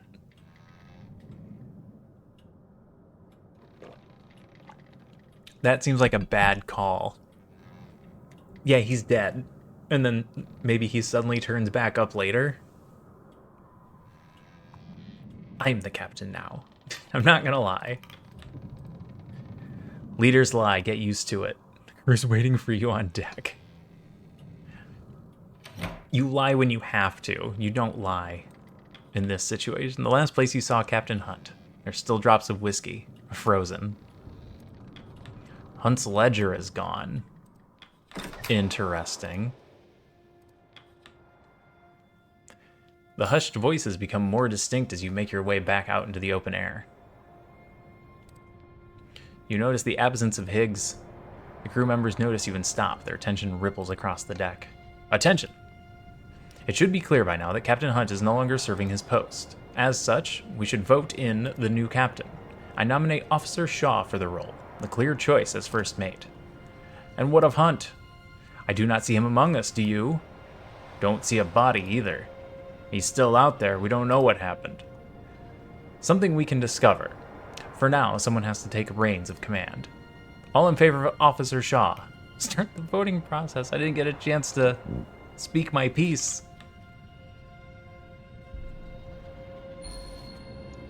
Higgs can't vote because he's wounded. The scientists are loyal to me. Nutley is loyal to me. Kurt and his people are loyal to me. Stokes' crew is loyal to Hunt. I don't know who that was.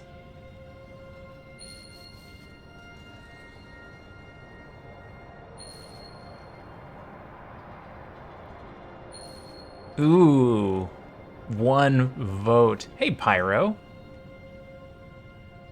Happy New Year's Eve to you too. How's it going? How you doing tonight? What do you got going on the primary monitor? Do I have something to click here? Captain, you have been confirmed as the captain of the expedition.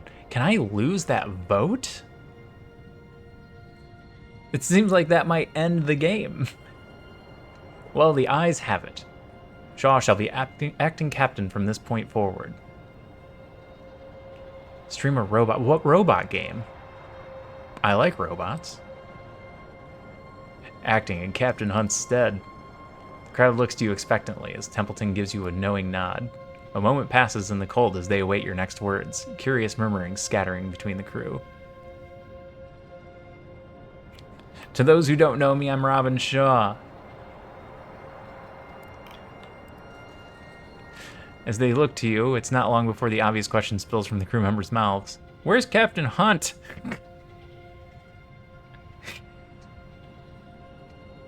Captain Hunt abandoned us. That's what happened. It's gonna lower decorum, I think, saying that, but that's what he did. He's gone. -5 loyalty from Templeton. You notice Templeton's eyes widening. Whisperings begin to roll through the crowd. He appears to have left this expedition along with 3 missing crew and one of our lifeboats. It's entirely possible that he's going out to get help. Like, oh, you guys are screwed. We're gonna go get another ship to come find you.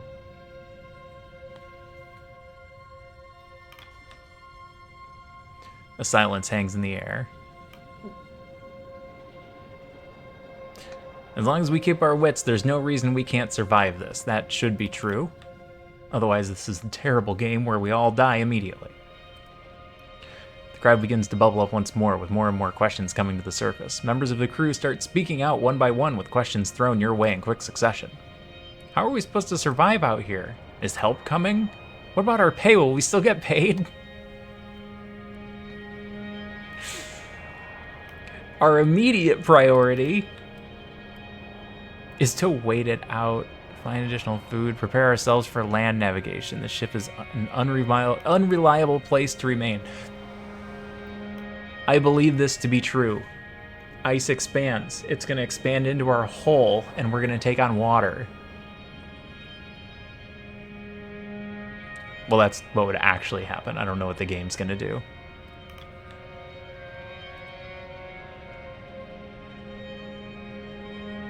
I know this isn't what we signed up for. Stick with me and I'll see us through.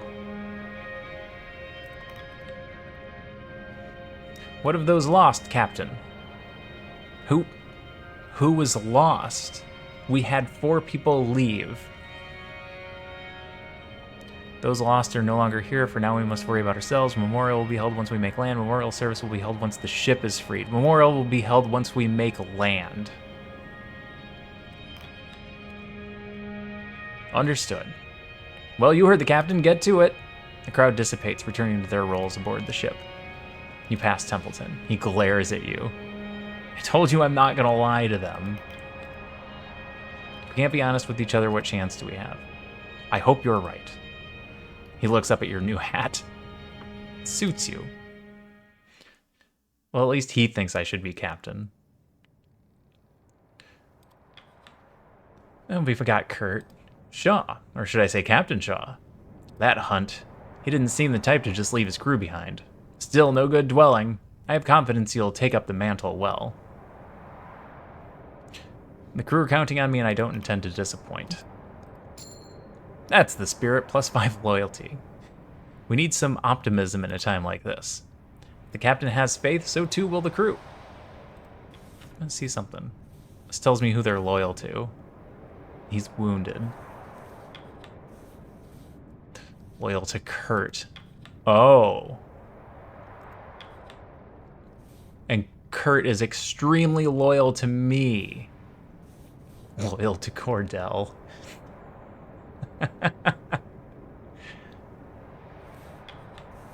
Loyal to Grimly. Loyal to Junior. Loyal to Kurt. Loyal to Hammond. Loyal to Templeton. Okay. So these are the key people. Is the white line when they stop being loyal to me? It looks like it. So Templeton is barely loyal to me. Kasha's fine. Nutley is barely loyal to me. Cordell only cares about Cordell and the dogs. Kurt is like my best friend. Hammond doesn't like me much yet.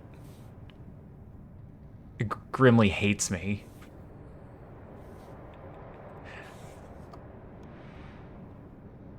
But I've met everyone.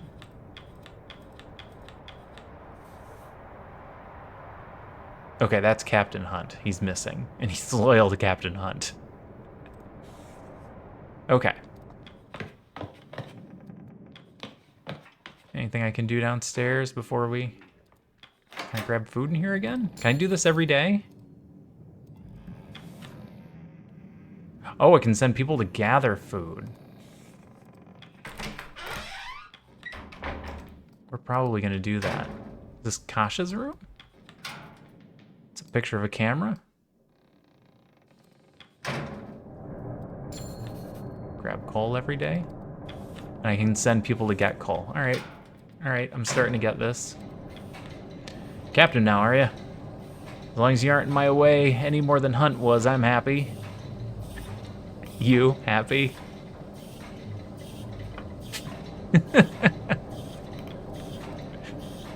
As a clam. Now, if you don't need anything, you can be on your way. Coal goes in, we stay alive. Really is that simple. Feed the furnace. That's all I've got. Unless I want to put the canned food in there, and I don't.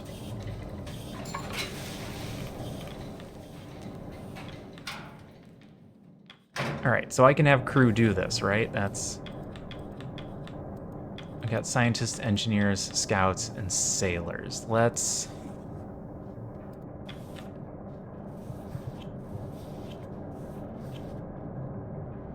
I feel like we need this coal. And we're gonna need food.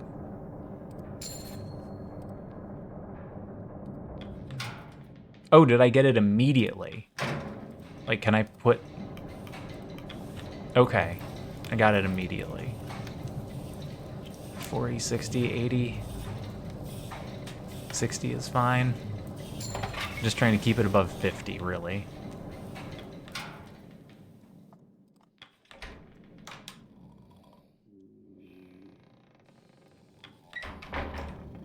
Assigned for food preparations when gathering supplies. Okay.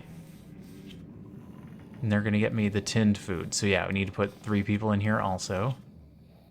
So that's the most we can. Get as much coal and food as we can before the ship goes down. It's just going to eventually collapse on us.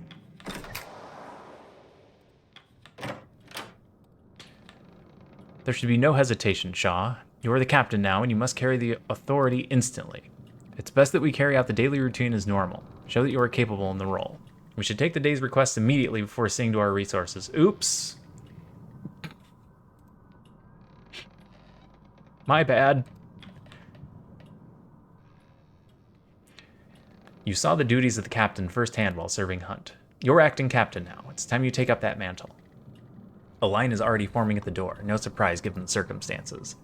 Take them as you may, Captain. I need to get Junior and Hammond on my side. So maybe we talk to them before Cordell.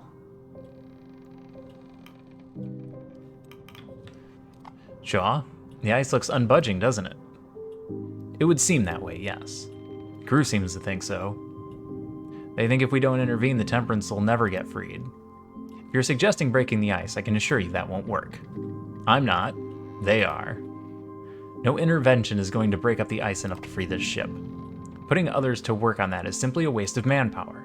Aye, maybe. They're scared, though. Worried. They just want to feel like they tried something. It's a waste of energy, but I already put people to work on resources, so anyone we have left over may as well be doing something like this. So go for it. Here's... Oh. Oh, I have to put at least 3 people on this? Scientists?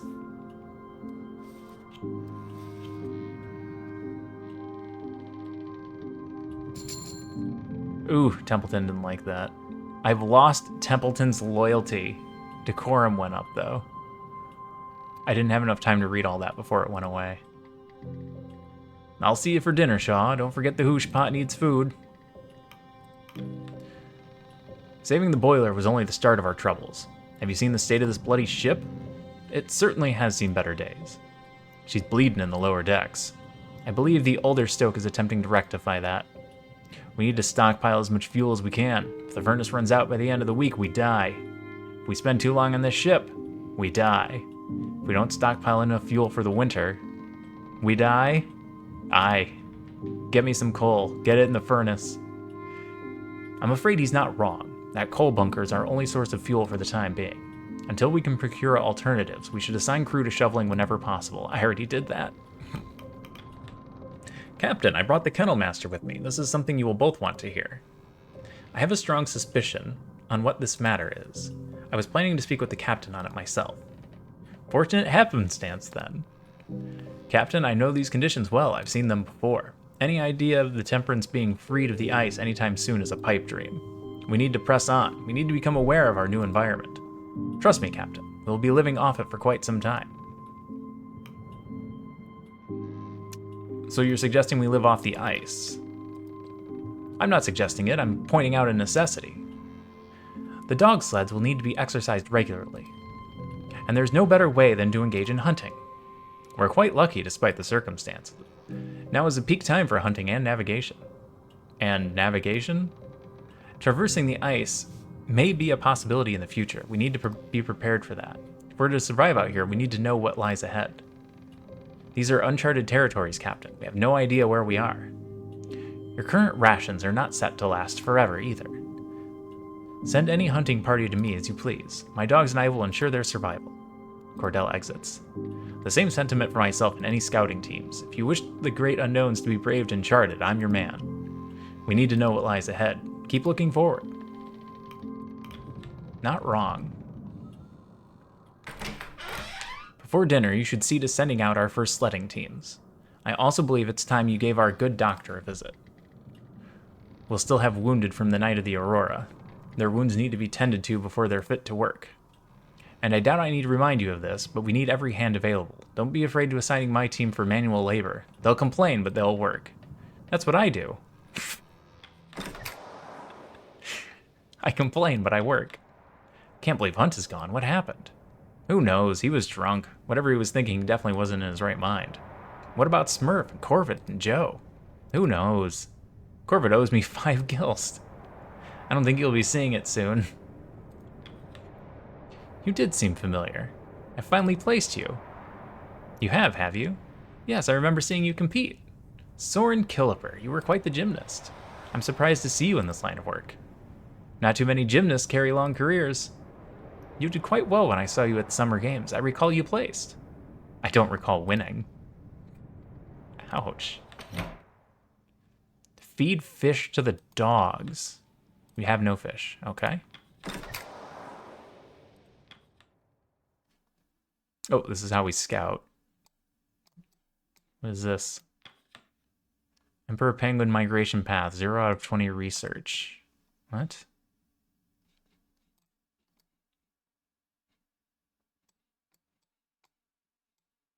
Okay. Oh, that scrolls out so slow. Yeah, we're in the middle of this ice flow. We're screwed. All right, let me visit the doctor. It's the seasick guy. Hilarious. You enter the ship's infirmary. Your presence seems to have startled the young man inside. The rattle of dropped forceps ringing through the room. Oh, goodness, it's you. Captain now, isn't it? Captain Robinshaw. It's good to meet you. Try and settle him down a little. Dr. Arthur, Nutley. Dr. Nutley. Dr. Arthur Nutley, that's it. Bond. James Bond.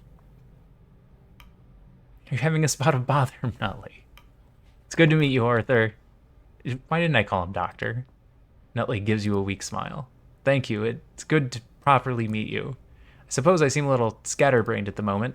It isn't the norm. Recent circumstances have been trying. And the inclination toward seasickness is no help. Higgs, the steam burns they suffered from the furnace are severe.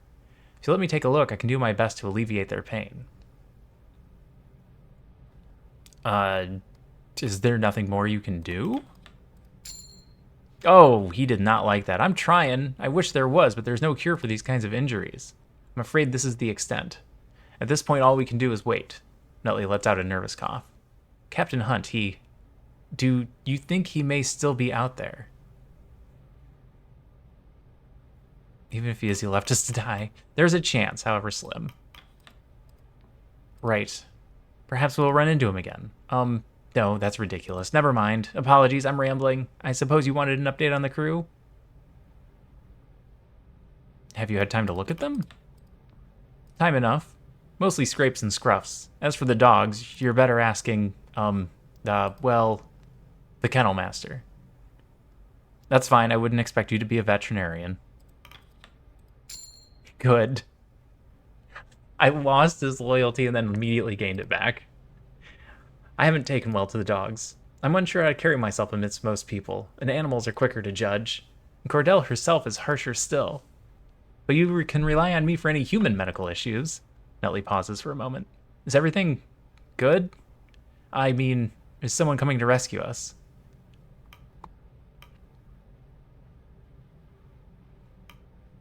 Everything's under control. It's not really a lie. No, it's just us is a terrible thing. Everything's under control. We need to calm the doctor down a little. He nods expectantly. Nutley keeps his head low. Is there anything I can do for you? Medical comforts? Cure all crew in med bay. Put someone in the med bay? Where's our injured guy? Wounded. Wait, why would I? Oh, I can't put them in here. I was like, why can't I put non-injured people in here?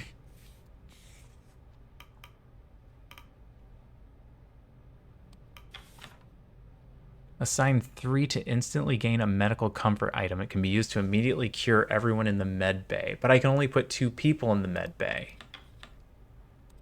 I mean, it'd probably be nice to have one, but let's see what else we can do first.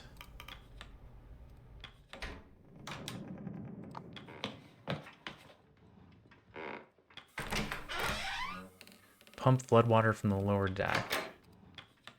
Already got people on food. Shouldn't have to put food in the pot. Officer, Captain Shaw. I suppose I should get used to calling you that. I was asking the crew if anyone had seen Hunt or any deserters last night. Not a single soul. I know the man knows this ship well, but that seems odd. I suppose you weren't expecting a situation like this. Do you think the crew could be lying? I wouldn't accuse anyone of that, but it's very unlikely that he wasn't seen by anyone. I suppose the boiler troubles caused a great deal of distraction. You're not in your room. Okay, I put people on coal, but it's gone. I wonder if I need to do that in the morning or not.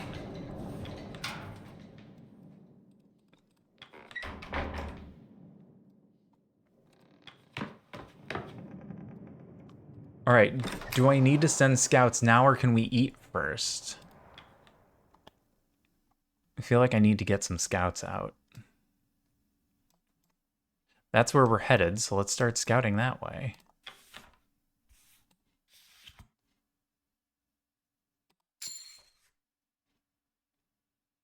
We found penguins to hunt.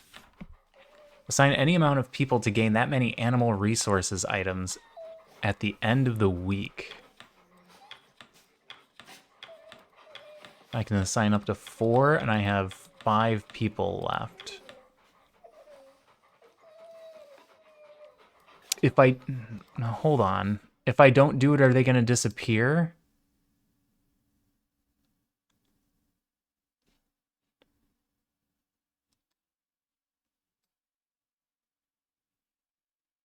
Or will they still be there if I keep scouting?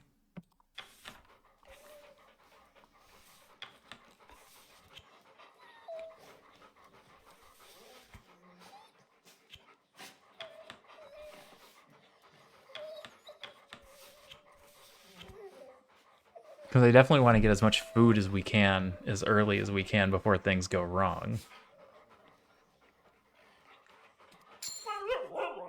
Gips, Dick, Quilsey, and Yorick the Third are marked down to hunt for the week. Okay.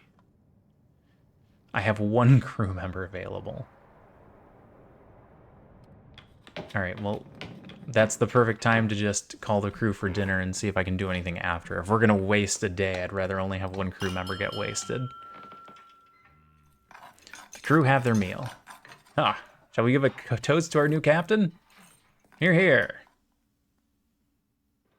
The crew return to their posts. The hammocks are unfurled in preparation for the evening. Despite the time, it's still bright light outside. Alright, we need to get... Alright, these doors are gone, so we have to do food collection before dinner. But this one's not gone. Bloody cold, isn't it, Captain? Don't know how you spend your time away from the furnace. It'd be even colder without your hard work. Yeah, there we go. +5. I know. Can't tend to the furnace if I'm yabbing tonight. Oh, okay. Leave me alone afterwards. Good evening, Captain. I was growing used to sleeping on a moving ship before we became trapped in the ice, you know. Now, I think I won't have a good night's sleep until we return to land. You know what you signed up for. I think that's something we can all look forward to. Good motivation, then. I know a hot bath and a warm bed are the first order of business when we return to land. I may stay bundled up for several days. Truly savor it. It's not a bad idea. You're a tall one, aren't you? Oh, thank you for noticing. Been this big since I was 15. You ever consider doing films? You have the stature for it. Oh, I can't act. Acting isn't part of it. You stand there, cut a nice silhouette, and you'd be a star. That sounds awfully easy, doesn't it? It can be. So tired. You'll get used to it, lad. Dad's far too much work. I thought you wanted to work. If I can do it with one arm, you can do it. You're always saying that. Yep, that's a dad thing. You need me for something? The crew seems like I was wondering if you had any advice for staying on their good side. Because they don't like me, and you don't like me. Junior's better with people. I don't know. Be good to him. That's all it takes. He stares at you before nodding at his hammock. Okay. So I get one talk. Evening, Shaw. I'm proud of what I've been able to cook up for the crew lately, considering the rations. Though I do wish I had something better to work with. I'd kill for a good beefsteak. You do excellent work, Junior. I have a knack for this. I need him to like me, too. Plus 5 loyalty. I've been told. Hunt would say we couldn't eat a bite that wasn't prepared by me anymore. Oh, yeah. Awfully loud, aren't they? I don't mind it all that much. They've worked hard all day. They're owed their leisure. Those sailors ought to remember we all need our sleep. Templeton's room? And Templeton is in there? Can I talk to the doctor again? Good evening, Captain. Is there something you needed? If you need the latest medical report, I'll repair it for you. Good to see you weren't losing focus. Keep it up, Nutley. Oh, thank you, Captain. I'll try. Good. Good. Good evening, Captain. It'll be some time before we see rescue. Perhaps you should be endearing yourself to the crew. For now, I'd like to learn more about you. Oh, he didn't like that.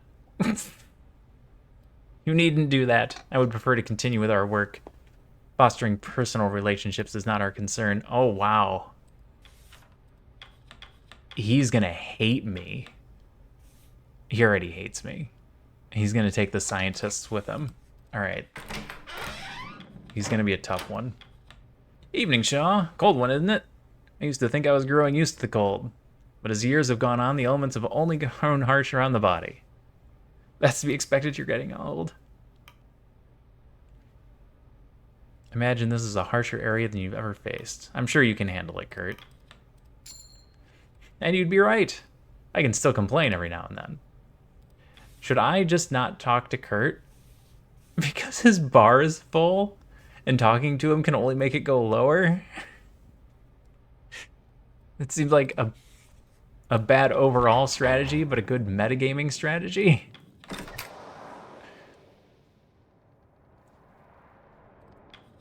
There's no one in my cabin. Or the captain's cabin.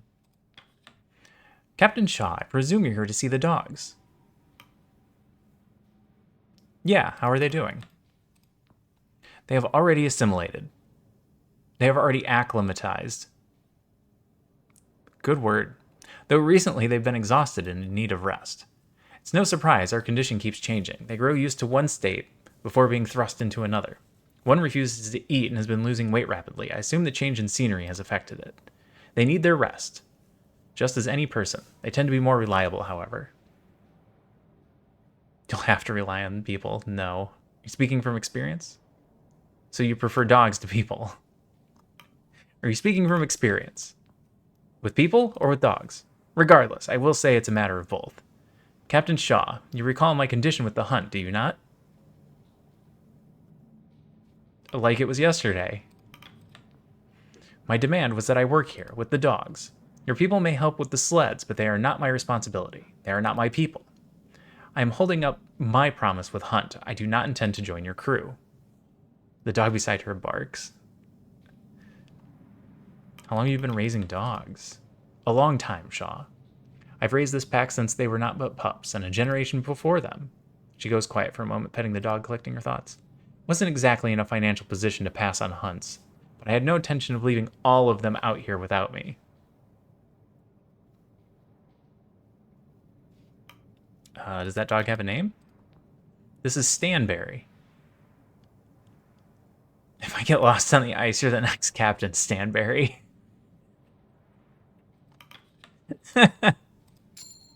Oh, she liked that. Cordell smiles, confused. The animal looks at you. Give him the captain's hat. Get out of here.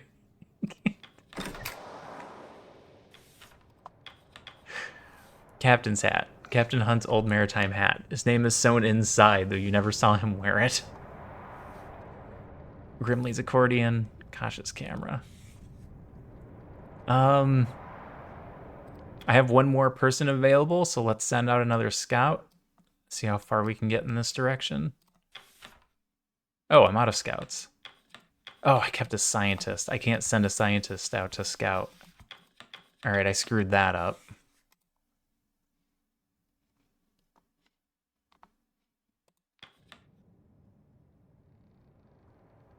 I don't have any other jobs I can give them. Everything's done.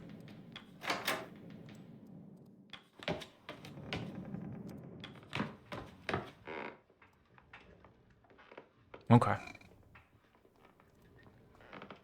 The more you know. We're learning. A crew member will be cured if they're malnourished. 2 crew members will be cured of freezing. Oh. 1 crew member will be cured of freezing. 1 crew member will develop freezing. Okay, that's...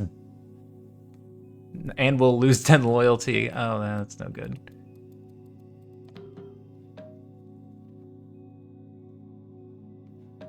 A crew member will be cured. So can we cause malnourishment and then cure it the next week?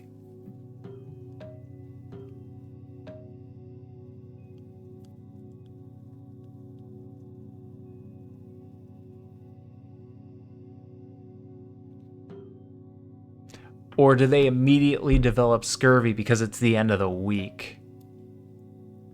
They probably immediately develop scurvy, right? Well, then why...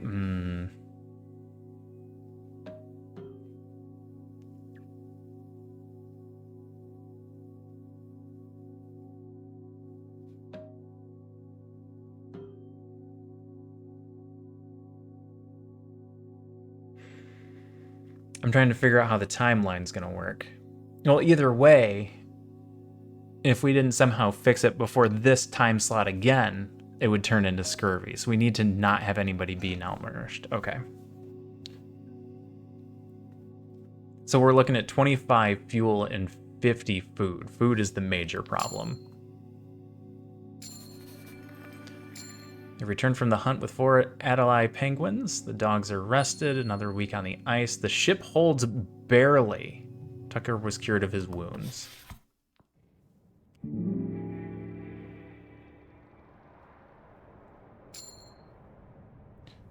All the dogs are back. Save game to tree. Okay.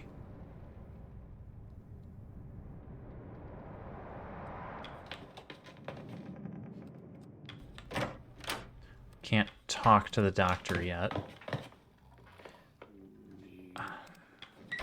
Do I need to do the pantry and the furnace right away? No. No, we determined that we could do the talk first. We can call people in for orders first and then give them jobs. Take requests. That's what I meant. That's a lot of people. Gnomes is the one that dropped flour on me.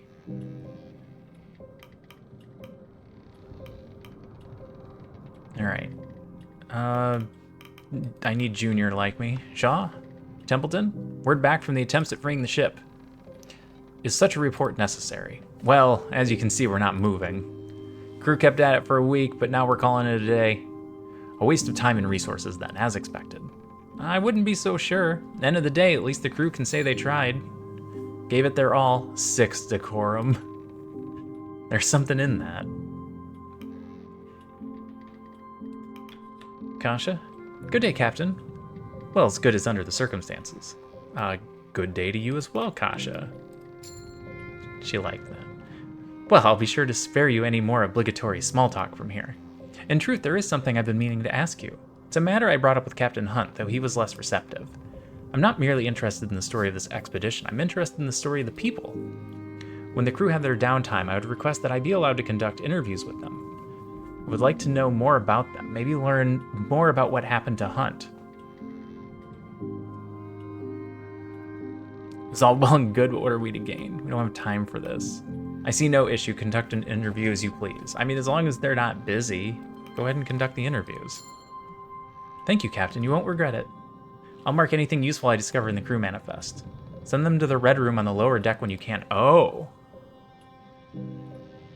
It'll fill in gaps in the manifest? That could be useful.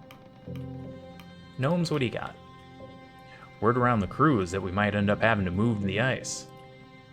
If we can't free the Temperance anyway. Would be wise to gather what we want off the ship with us if we do. Indeed, we'll need to prepare for what could be the inevitable. Aye, most of the tools are in the lower deck storerooms. The metal doors need some work to pry open, but it's worth what's inside. Okay. Captain Shaw, Mr. Templeton? It would appear that some of the crew have taken an interest in the transmission radios we have on hand. It is likely that many of their first time seeing this technology. And they have odd ideas of what they're capable of. They believe another ship may pick us up if we monitor them. Ridiculous. They do not have the range to pick up another. Not out here. I said as much, but Mr. Turner was adamant we spend the night monitoring them regardless. Even sent me to run the concept by you, Captain. Do it to assure the crew. Oh, 18. 18 decorum just to be like, do this thing. Do it. Oh, it's going to take all three of you? Do it anyway? Do it anyway. I don't have to like it. But I think it's worth the 18 decorum, because eventually we're going to just steamroll decorum downward. It's worth the attempt, even just to assure the crew. He didn't like it. Yes, Captain. It won't work, but at least this way the crew will be certain demoralized. Each person with demoralization status effect will cause you to lose 5 decorum at the end of the week. Kasha can cure demoralization by interviewing a person. Yes, otherwise they will ponder the alternative until we've all frozen.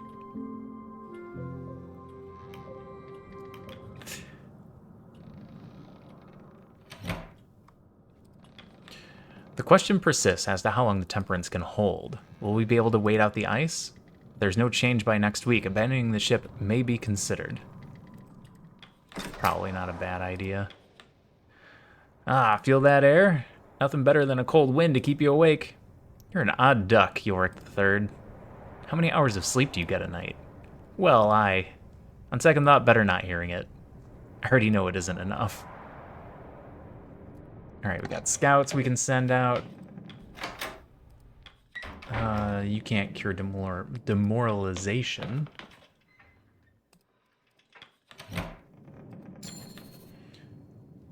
Crate of tinned food. Let's send some more people to get food. That's gonna be a must. Did I miss? What happened? Did it count him, even though his face isn't there?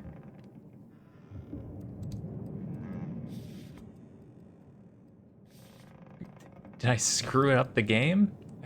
I don't appear to be able to go back. Okay, we got 3. Alright, it counted. That's weird.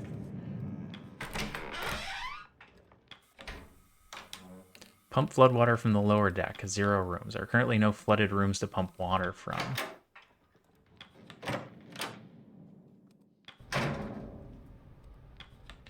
Anyone free for an interview and a portrait?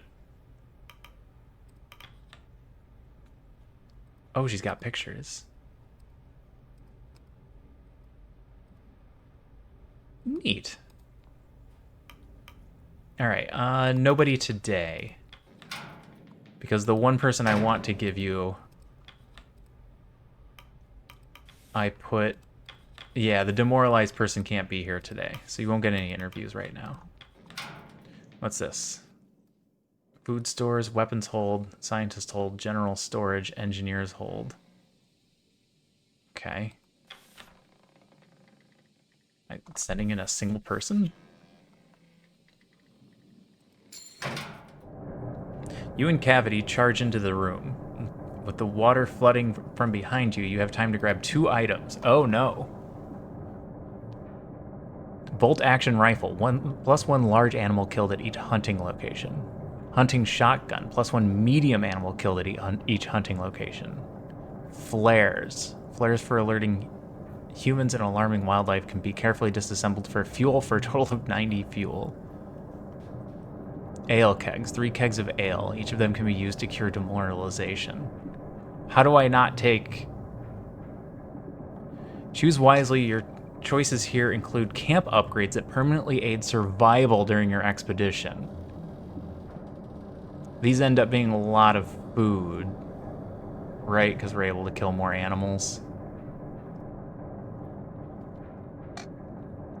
Flares is just a consumable, not a key item. If it was a key item, I would probably take the flares, thinking that would help someone find us. Just enough time to grab 1 more item. The room has flooded with freezing cold water, rendering any remaining items inaccessible. Oh, and he's freezing. So we can cure him of freezing.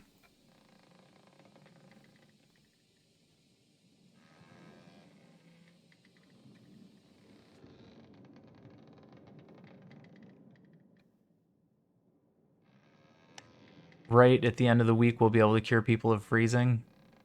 Okay, let's... And we can pump up the heat to cure more.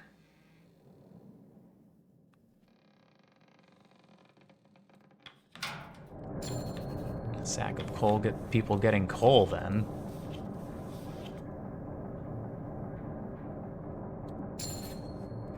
They get to work. Send another person in one of these rooms. And then we'll send scouting party. Scientists. Food. General storage. Engineers. I'm assuming whoever we send in here is going to be freezing. Food is a later problem. Let's do scientist. Tashi. The water flooding in from time to grab 2 items, yeah. Research. +10 decorum, +10 story items. +10 keys. Every 10 research brought home will be proof of success to your employer. What does that mean? Tinned lemons. 4 supplies of tinned lemons. Each of these can be used to cure scurvy. Medical comforts. Instantly cures all in the medical bay. Medical tools requires... Reduce the number... The science required by 1 for medical comforts at the med bay. So this lets me make medical comforts with less people, which in the long run seems better.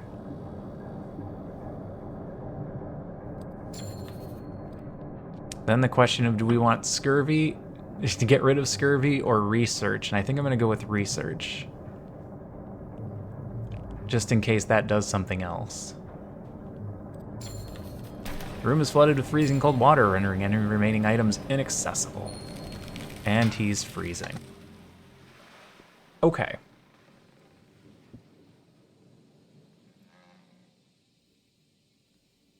I already sent people to get coal. Let's go up and do our scouting parties.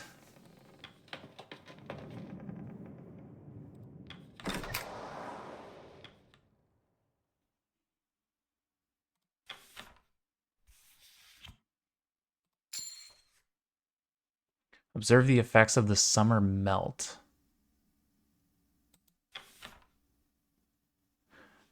For each person you assign, gain 3 decorum instantly, as well as 1 research for your expedition. Is that helpful? And I have 4 people left, which means if I sent out a scout that found food again, I'd only be able to send 3 instead of the 4 that we were able to send last time, so I should find something else for these 4 to do. Oops. Interesting, the ice is moving kind of this way. Oh, that's the elephant seal migration path, 10 out of 33. Oh, we can use our research to find migration paths. Hunt. Oh, we can just send out for a hunt. Oh. But it would cost 10 research? So we should save for 30 to get elephant seals. Okay.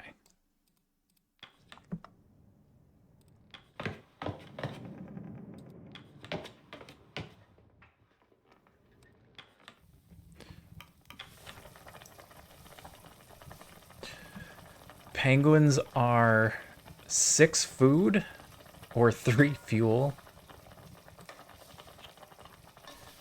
40, 60, 80. May as well put it in there, right?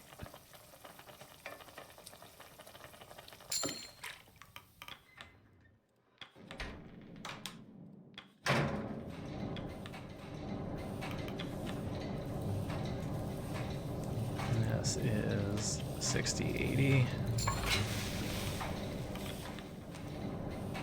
All right, we can turn up the heat if we really wanted to do one more of these.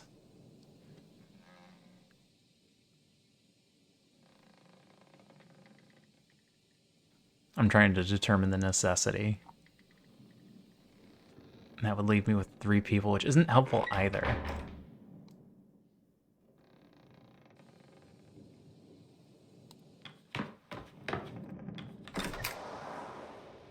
All right, well, let's do food time and see where that brings us.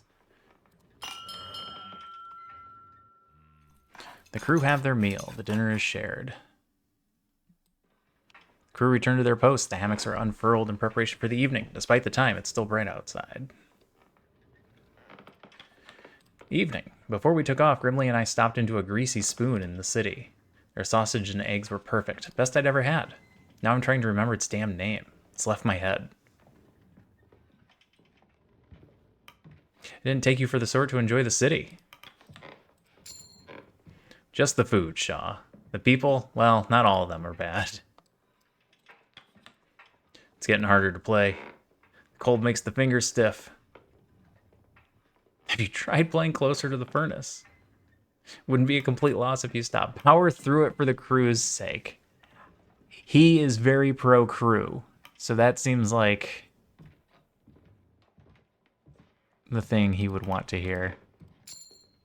I will. Yep.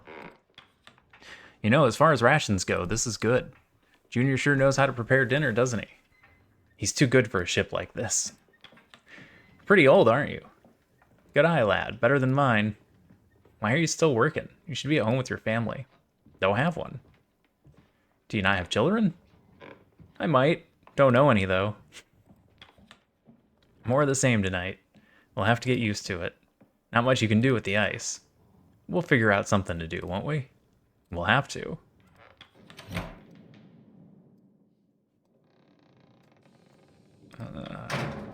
Yep, he's here.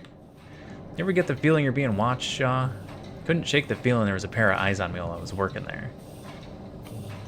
I'm sure there's a terrible undiscovered beast. The isolation might be getting to you. He likes the isolation. You're overworked, you should get some rest. It's probably not what he wants to hear, but that's what I'm gonna say. Yeah, he didn't want to hear that. I get sleep when I can. I often can't, that's just how it is. Yeah, figures. Not gonna get rest anytime soon, are we? Nope. Could've used more hands. Hammond is worth 5 men, but even then.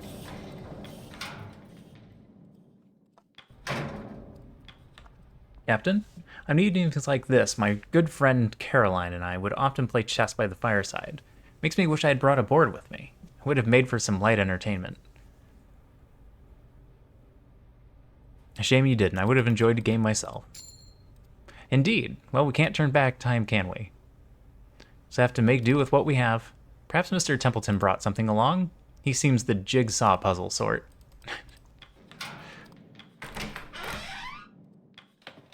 Alright, nothing else from you below deck. Captain, if you find yourself stricken with boredom, I do have a book I would recommend. A textbook on different classes of wildflowers. The topic is more interesting than it may seem, I assure you. I would enjoy that. I'll be sure to bring it to you when I have a chance then. Doctor? Captain, is there anything you miss from home?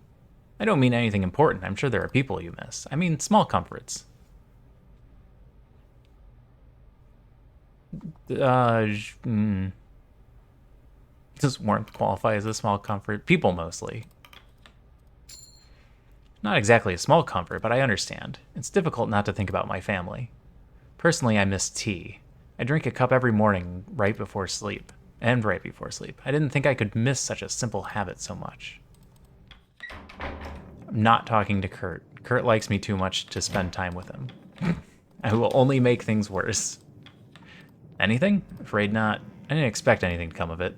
Well, at least we can say we tried. That's the demoralization kicking in. Uh-oh. At the bow, you spot Kurt measuring for any changes in the temperature. Still fast, no signs of change. He notices you and gives a wave. Doubt we'll be moving anytime soon, Captain. Of course, sometimes you never know with the ice. You should get some rest. I'll let you know if anything changes. Thanks, Kurt. Just doing my duties. Take care, Captain. Do I want to talk to Templeton? Yeah, that's not ending the week, so I should still have time to send out a search team if I need it. Captain, a word. I felt now a good time as any to review the wording in our contracts. You do remember what was written in your contract. Why is that relevant now? Consider Article 3, and I quote, "The member of the staff shall throughout the period of such expedition obey all commands of the captain, and shall use his best endeavors to promote the success of the same." Let him continue. "And in the event of anything happen to the captain, shall obey all orders of any member of the staff who shall be appointed by the captain in writing before death." He didn't appoint me captain. It being understood that the rest of the staff shall hold the same relations toward any member of the staff so appointed as towards the captain, as appointed by the captain in writing before death. Are you contesting my leadership? I don't understand. Was I not voted in as captain? The vote we held settled what is only a temporary arrangement in the eyes of the law. Even then, you only made it through by a hair. Unless you somehow managed to wrestle a written transfer of captaincy from Hunt before his departure, in the eyes of the law you were simply acting in his stead with no legal recourse to call upon. There is a chance Hunt and the deserters are still out there. Should we be reunited, your captaincy will indeed be called into question.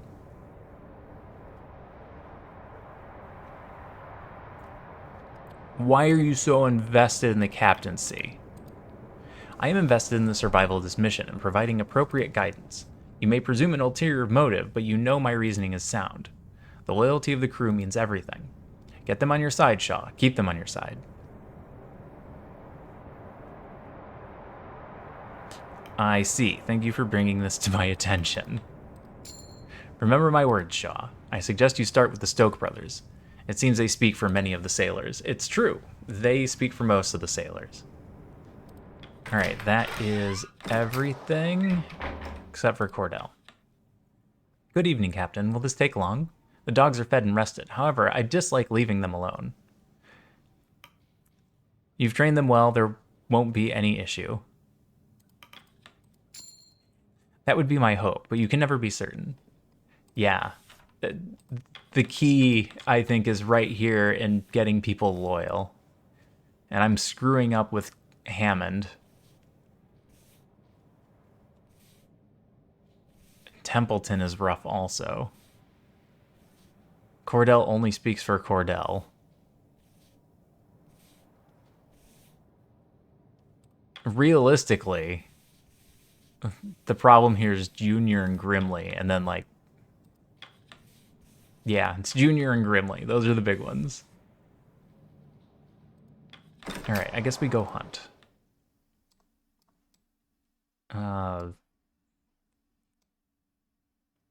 Check the backtrack route?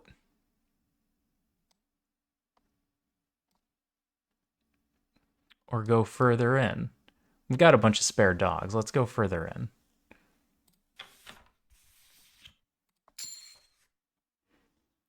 Fish.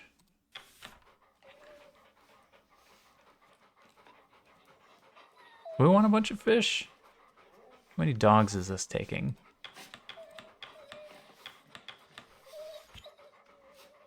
Five dogs? I mean, no, yeah. See, we could have brought one more person. All right, get some fish.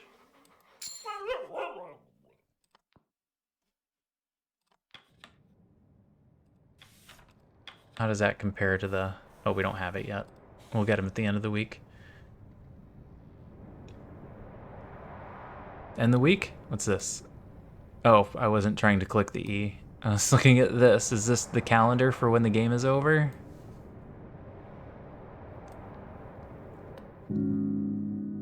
Does this move slightly?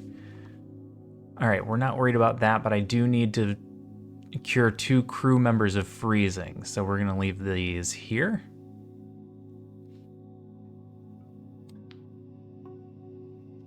I could cure up to 3 of freezing, but we don't need to. All right, this is good.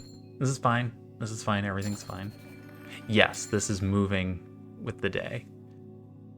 3 fish. The dogs are rested. Another week on the ice. Cavity is cured of freezing. Tashi is cured of freezing.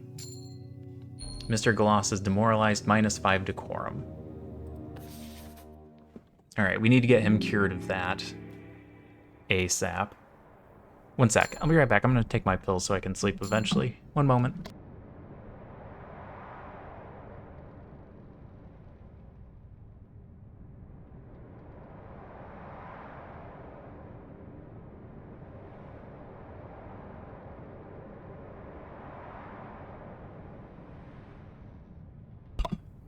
Okay, I am back.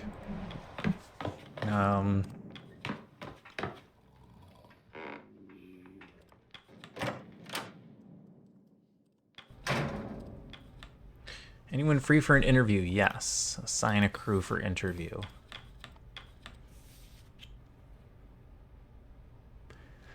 Scientist, landborn, loyal to Templeton, demoralized. We knew that. All right, interview, gain a research, cure demoralization. They join the photographer. Okay. Nothing else we need to do immediately.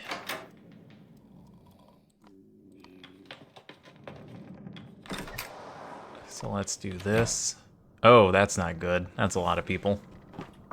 The meeting. Capital T, capital M, the meeting. Templeton, Kirk, Cordell, and Hammond stand inside at the beginnings of a meeting. Well, Captain, it's been 3 weeks. Kurt tells me there's still no change in the ice. None. Best I can estimate. What change we will see won't free the ship. I predict the Temperance is more likely to be crushed under the pressure of the ice. And how long will that take? A few weeks at most. Unfortunately, we may have to look at alternatives rather than waiting for the ice to break up. Such as? Leaving the Temperance and making camp on the ice is something we will have to consider. Aye, the longer we stay on the ship, the more fuel we're having to burn. Oh, even Hammond wants to get off. Okay. Not to mention risking another boiler incident. Yes, that matter almost cost lives. Needing a smaller camp burns through much less oil. And without enough fuel to survive a winter, we're dead. Don't think I need to tell you that. I would not be so quick to pack up and move out just yet. And why is that? The ship is shelter. The ship is safety. Currently, there are quite a few hunting opportunities presenting to us. We need to gather more food if we're to survive, and the ship provides a safe area to hunt from. Right. And most of the crew aren't ready to give up either. They changed it to Darling instead of Kurt. They're stubborn, just as any good crew should be. I would rather not play into stubbornness when lives are on the line. He has a point. Crew thinks we gave up too early, they'll resent the captain for it. Though we now have a serious bloody flooding problem. We do? Aye. You might have noticed if you'd left your damn forecastle. It is safer to take the time to gather what we need before we leave, rather than raid the ship once we make ice. Well, the answer lies with the captain. Should we move off ship this week? No, give me one more week to clear out everything inside.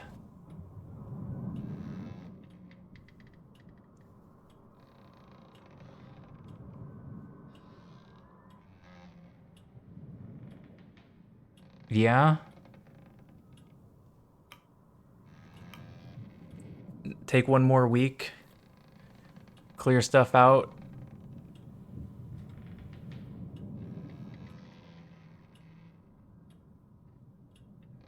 We can take the decorum hit for moving immediately, but I don't think we're quite ready. All right, give me one more week. Hammond didn't like that. Damn it. When we remove the boiler from the furnace, that is when we'll make our move. When you feel we're ready to go, just go to the boiler room and give the order. Okay. We're probably just going to do it next week, because there are only a couple more things we need to do. Oh, that's a lot of people. Start with Grimly. He's the one we need to make the happiest. Shaw? There's a rumor going around amongst the crew. They're saying the ship is haunted by the ghost of Captain Hunt. What ridiculous tripe. He's not even dead. I thought you'd want to put a stop to it. -10 decorum to stop the rumor. No, stop the rumor. That's awful. Why are you making me confirm? Confirm. Absolutely, we can't allow humors like that to run rampant. +10 loyalty. Aye. Crew won't be pleased that you're stopping their stories. It's better than allowing fear and superstition to run wild. Aye. Cordell needs to be happy. Captain, my dogs appear to be struggling in the on-deck kennels. They require a more secure form of shelter from the environment. Dog glues, I believe they're called. Are you sassing? Or are they actually called dog glues? Yes. I will require some hands to work on constructing them. It's for the health and safety of the pack. Alright, I'll put some crew on it then.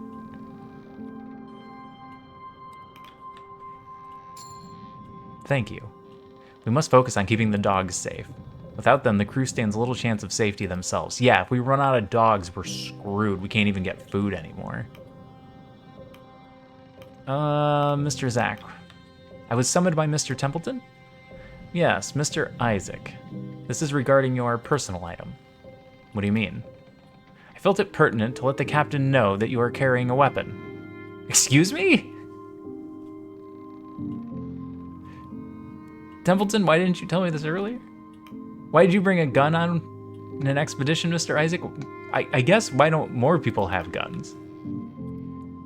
Personal safety, of course. Perhaps this is my unfamiliarity with expeditions, but I was surprised others did not bring an item to protect themselves. Many of the crew cannot afford such an item to themselves. Captain, it is up to you on what to do with this revolver. With all due respect, this is my personal item, Captain. It is the captain's right to requisition any weapon on the ship. That includes your own. You're free to hold it, but be careful. Can't allow a single person to hold on to a weapon and hand over. The weapon will be more useful in the hands of Cordell for the hunts. Ooh. Ooh, okay, hold on. I can't allow him to be the person that has the weapon. The question is, do I keep it, or do we give it to Cordell for the hunts?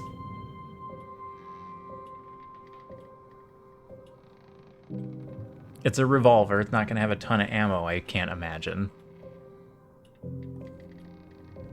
That's actually a tough one. I feel like using it for the hunts is better. We actually already picked up a weapon for the hunts.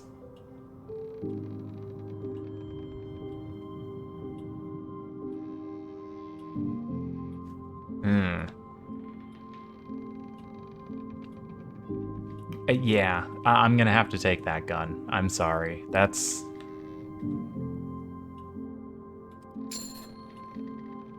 Oh, +10 for Templeton. He wanted me to take the gun. He's demoralized. We should do well to avoid creating an imbalance of power among the crew. I doubt the sailors would take too kindly to such a thing. That's true.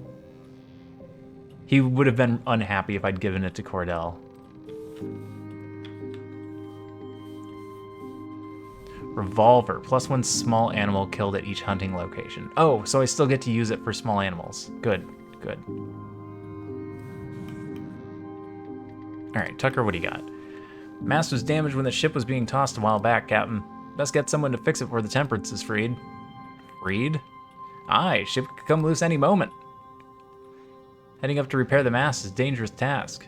We don't know if the ship will sail if the ice clears. Heading up to repair the mast is a dangerous task. We don't even know if the ship will sail if the ice clears. Would be worth it, though. Unnecessary. The ship isn't going anywhere soon. I would rather take the small demoralization than use up more people to fix a thing that is worthless. Like, this ship is going to be crushed.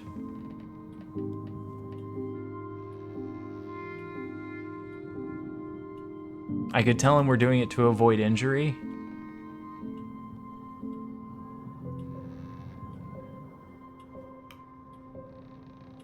No, it's unnecessary. The ship's not going anywhere soon. There's always the off chance. Not always. Captain, we tried to use the radios to pick up any signals every evening for the past week. Nothing, I take it? Afraid not. As we expected. I have to say, though, I expected a worse reaction from the sailors. I suppose there's a relief in trying a method and knowing it to be unsuccessful. Now they can move on to the next venture with little reservation. They're a resourceful people, I must say.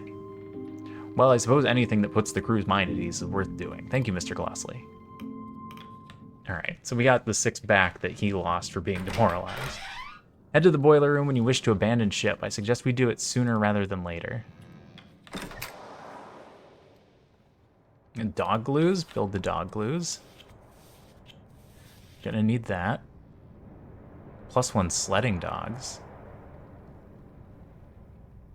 What do you mean +1 sledding dogs?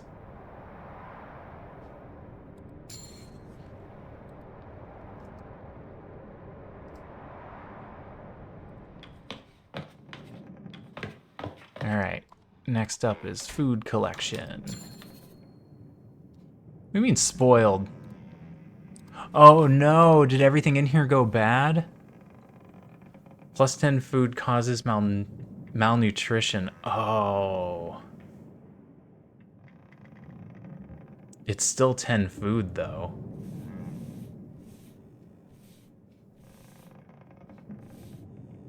The fish is 15, but also causes malnutrition. All right, we're gonna have to set up the hunts before we do this then.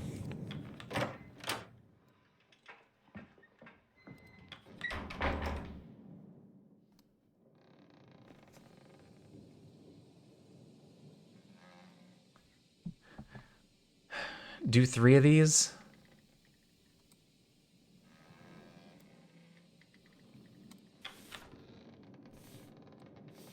I think we need to do 3. We can heal 3 people of freezing.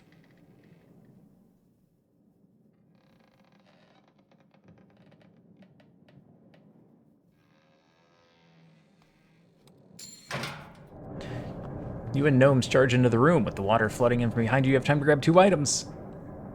Lemons for scurvy, spoiled food, regular food, spice crates. Once per week, feed the hoosh to gain 3 food for each person with malnutrition or scurvy. Well, I'm hoping we don't end up with people with malnutrition or scurvy. Seems like it's going to be unavoidable, though.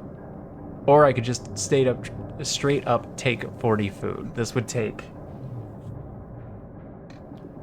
a lot of malnourished people. Or we just cure scurvy.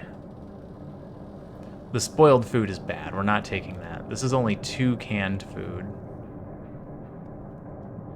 Take the upgrade and take the good food.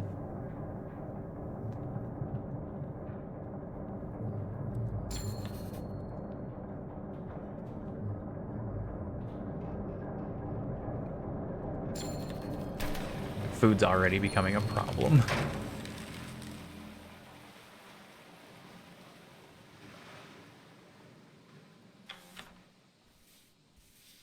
Yep, we're gonna have a bunch of freezing people tonight.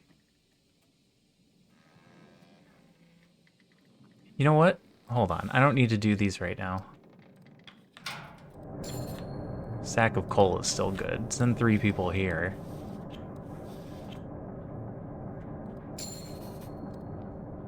Everything else I can do after we eat. So let's eat first.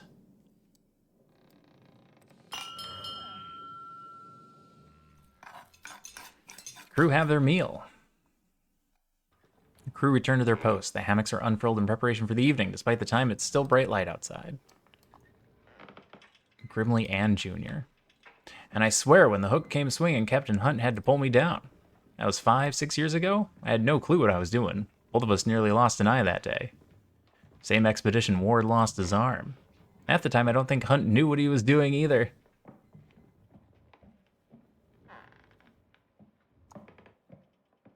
Well, you have a new captain now. It was quite the interesting man. I'm sure he did. He seemed a good captain. I don't know that. He was quite the interesting man. Aye, he is. She needs something? Just checking on the crew. I wanted to commend you both for keeping high spirits high. Yeah, commend them both for keeping spirits high. Junior like that. Well, it's still business as usual. I can still cook up a good meal. Nothing's changed there. Worried about the vote, aren't you? Oh, is that it, Shaw? I don't care about that. I'm genuinely checking in.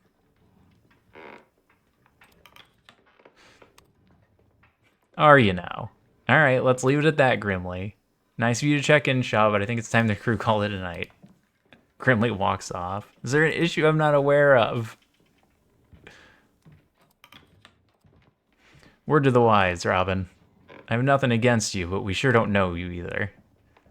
It's going to take more than a simple pleasantry to earn Grimly's trust. I believe you. You ever have pancakes, Shaw? Served some from Captain Hunt once. He started demanding them every time. Can only have them early into the trip, though. Ingredients don't keep that long.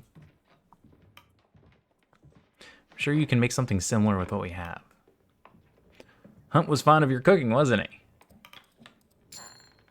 He hired me. It'd be odd if he wasn't. He didn't take me on as charity, Shaw. Hunt's not the type for that. Well, I still don't know why he took me on. Missed the water. Got used to playing on a rocking ship. Start to feel sick when I'm off too long. Miss it too. Sense of constant movement. Nothing else like it. Aye, you get it. Don't like stillness. I like feeling like I'm going somewhere. Whoa, kitten. Sorry about that. She's bringing her toys in here again and making a mess. Alright, let's do these 2 rooms.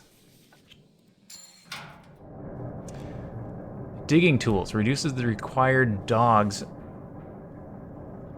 on each location. If we're doing a bunch of locations, that's big. Spoiled food, consumable items. Gets rid of demoralization. Worth a total of 102 fuel. That's a lot of food, but causes malnutrition. Actually, that's not bad. Oh no, those are 10 each. That's 50 total. Okay, that's not great. Alright, digging tools. And I'm thinking timber. Good job, kitten. You unscrewed the toy. I don't know how you did that. Oh, how come that be worth 102? That's not divisible by 4. Well, now I definitely have to take it to figure out how that math works. Oh, it's 6. Ow, ow, ow, ow, ow. Hey. Hey. You have claws, remember? Claws hurt people. She is still learning. Oh. Send an engineer to be frozen? I don't like it. Coal. Reduces the dogs required by another one? Increases... Oh, increases the frozen people cured by 1 by raising heat. Oh, I haven't done that yet. I haven't raised heat.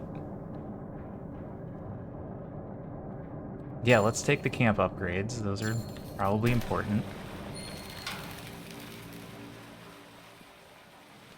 I need to put fuel in the thing. One of Templeton's team tried to talk to me while I was working. They were going on and on about their spouse or something. Ended up telling them to fuck off. I think they got the message. You have my full permission to do so anytime your work is interrupted. I wish my boss would say something like that to me. Didn't need permission, but I knew you'd understand. Abandoned ship. We're gonna do that probably tomorrow. All right, 50, 70, 90, feed the furnace. Ask the engineer to raise heat to cure a freezing crew. I'm gonna press this button and see what happens. Raising the heat, each assigned person will instantly cure 1 person. So will it cure 2?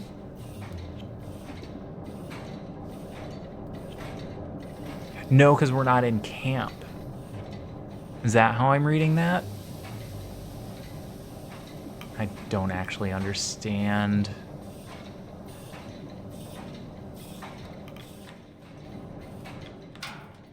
Also, I'm tempted to abandon ship tonight.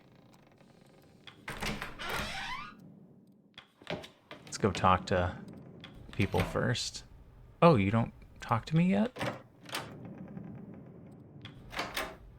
Did I already talk to the doctor? Evening, Captain. Have you been reading that textbook? I understand if you don't have free time. I've been reading it. It's quite the interesting topic.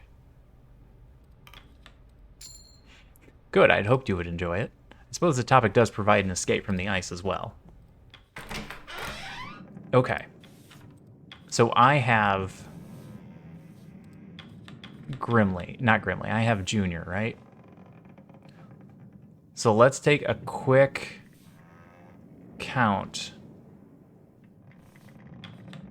of people. 1, 2, 3, 4, 5, 6, 7, 8, 9, 10, 11, 12. 12 against. And we got a lot more for. Okay. So people like us enough at the moment. What do you have in your pocket? What does it matter to you? Hunched over, clutching something. It's suspicious. I'm holding an egg. An egg? Why?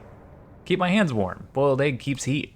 That is actually rather ingenious. We know the cold. Better than you lot, anyway. Oh, I didn't put food in the pot. Still no signs of change, I take it. Afraid not, Templeton. The ice is yet to budge. Moving to the ice looks more and more to be a necessity as I see it. You may be right, chum. Team of scouts best to keep their focus.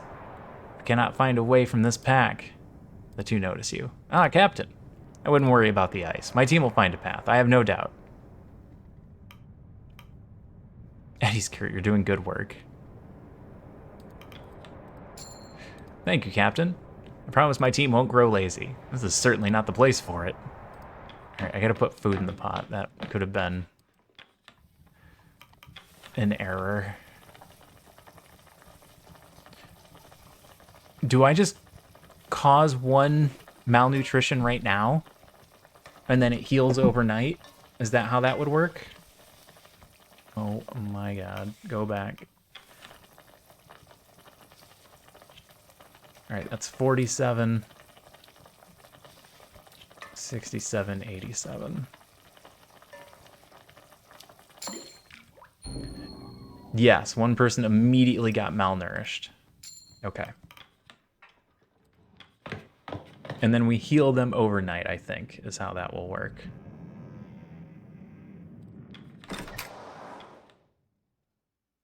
And now we send scouts.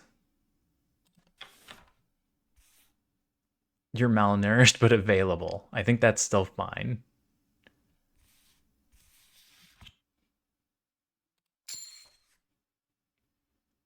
Found penguins.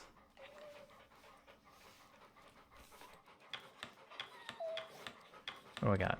Scouts. Scientists.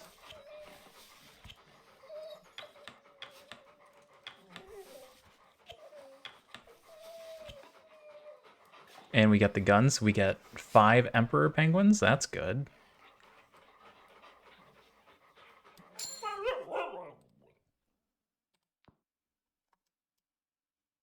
We can't go any further in that direction. I didn't save any scientists for that. That's probably an error. I have 1 person left.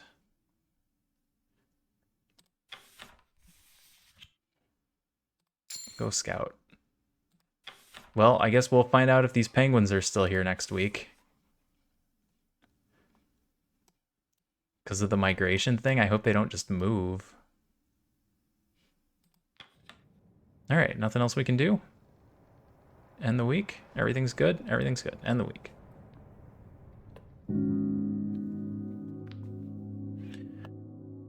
All right, 1 crew member will be cured of malnourishment. That's good. And we're going to cure 3 people. Oh, and it increases decorum by 20. I was more worried about curing 3 of them of the freezing. That's going to put us at 99 decorum. 5 Emperor penguins. Crews available. Naked in the wind. Mr. Gloss is not demoralized. Tashi is cured. Dick is cured. Gnomes is cured. Flick is no longer malnourished. Yeah. Mr. Zack is demoralized, so -5. Okay.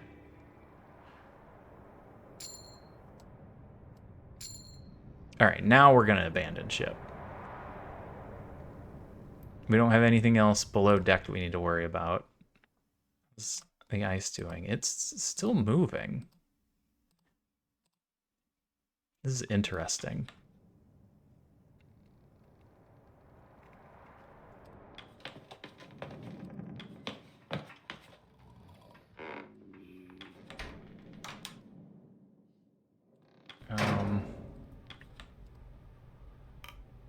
Oh. Did we learn anything new about you? No, we didn't learn anything. Assign him to no longer be demoralized. Immediate research and 5 decorum. Oh, that put us up to 99. That might have jumped the gun a bit on that one. All right, go collect coal before we leave.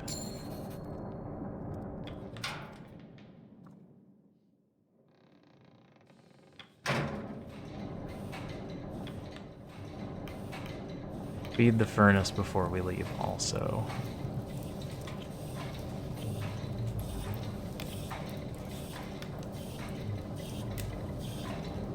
$17 for the timber. Okay. Fuel's good.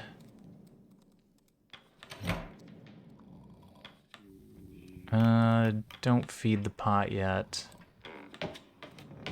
Is this still... Okay. Spoiled. Oh, it was spoiled last time. I thought maybe it was something else. It was just spoiled. Emperor Penguin is worth twice as much fuel and an extra 3 food. Those are good for food.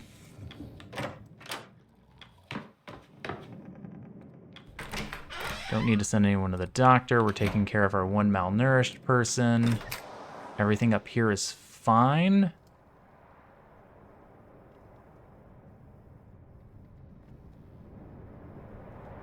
Captain's cabin first? Or abandoned ship first? So we already got the dogs out there. Let's just abandon. Just in case something goes wrong.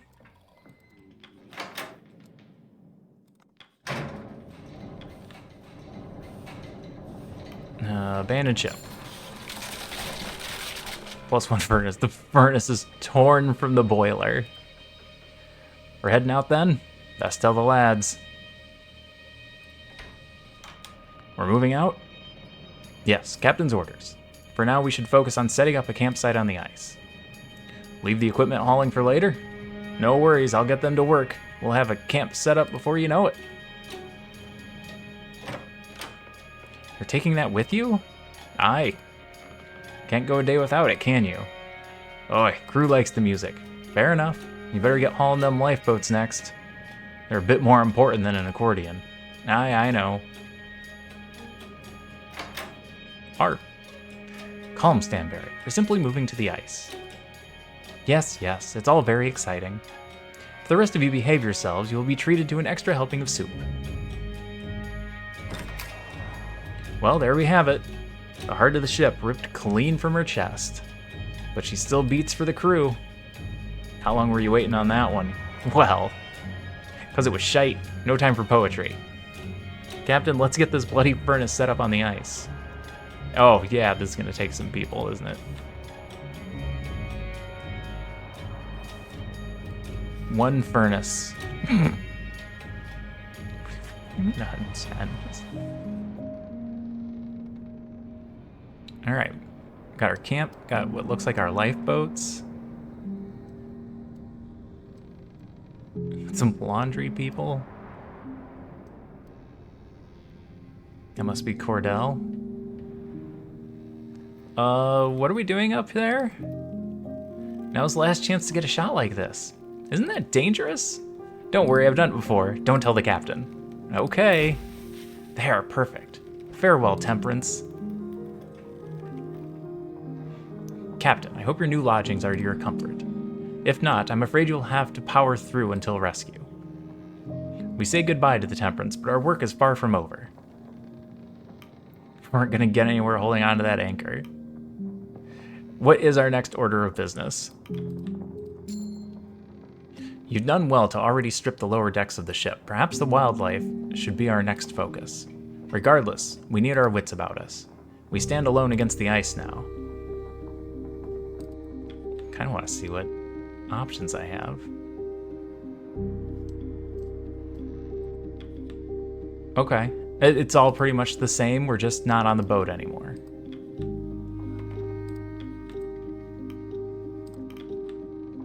Did you get a picture of... You got a picture of Kurt? Oh, got him with the dogs. Okay, this is neat. I like that. It's probably really boring to look at, though, for you guys. Play the game! Why aren't you playing the game? Alright, let's do the request tent. Then we'll worry about food and hunts and all that.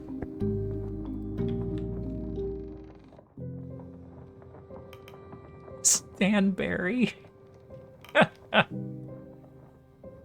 Alright, everything Hammond needs is important. Captain, the Temperance's life is short, but we're in luck.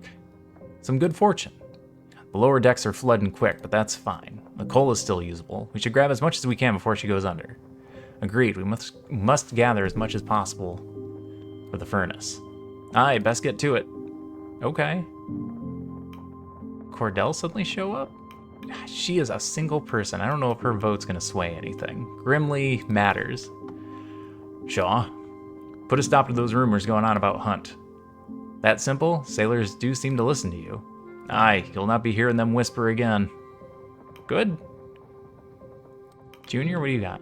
Shaw, I was investigating the tinned foods we picked up from the Temperance.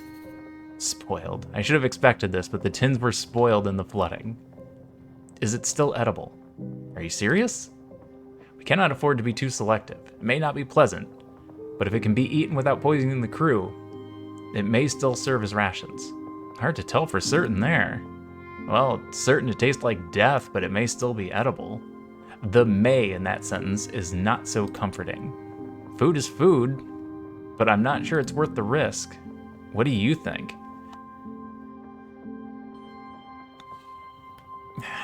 Not worth the risk. I have no intention of poisoning the crew. We need all the food we can get. Surely they can't be too bad. We need all the food we can get. Or not worth poisoning the crew would make him happy. One of these two is going to hate the answer in place of the other. And he controls a lot more people. It's not worth the risk. Even though I'm absolutely going to feed them food that will poison them later.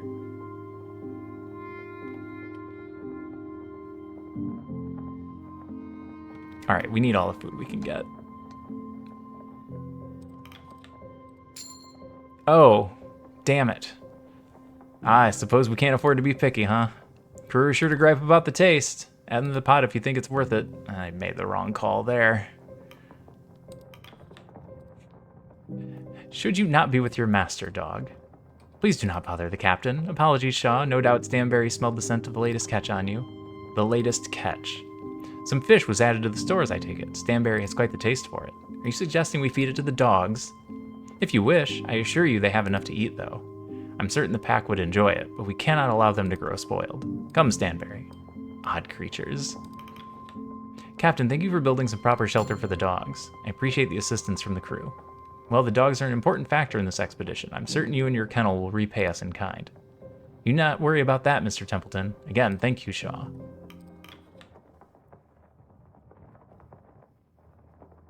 Captain, I would find it wise to have a word with the journalist among our crew. For whatever reason, Hunt allowed for a photographer with no sailing experience to tail alongside this expedition. As it stands, Kasha Belford's record is what will stand the test of time when this expedition is spoken of. And it would seem she has not made allies of the crew.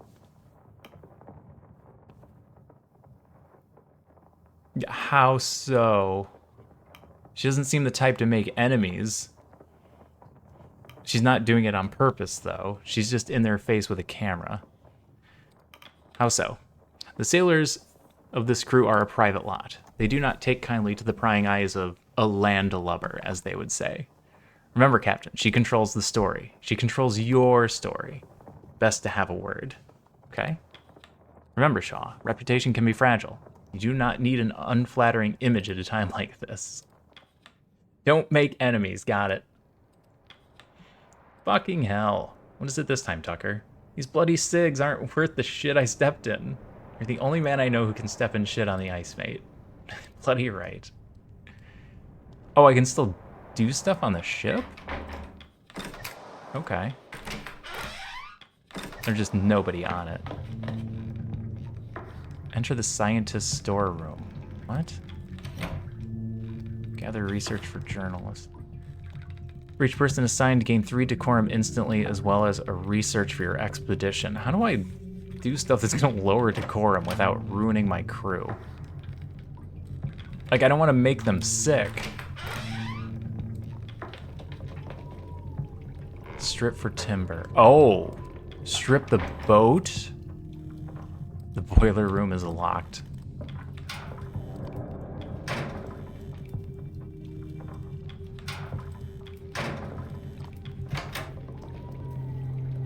Oh, the food tables. That doesn't seem like a bad idea.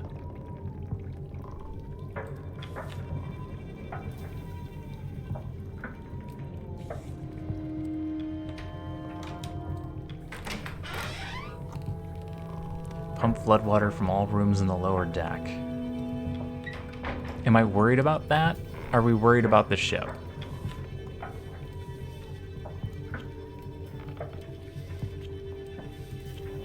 Timber is good.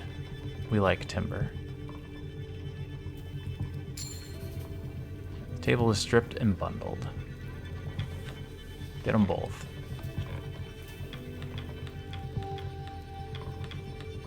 Engineers? Okay. Well, glad I came back here.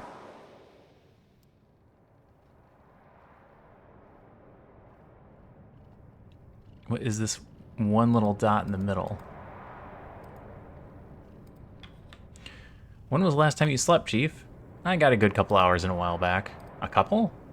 You're gonna work yourself to death before we even make land. I heard that before. But it hasn't bloody happened yet. Back to work. What's on the menu? Let's find out. Malnourishment. 15 in malnourishment. Better than 5.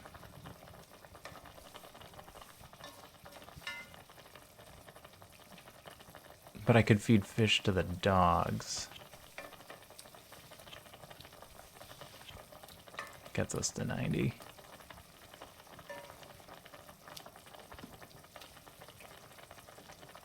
We can handle 1, right? Not 2?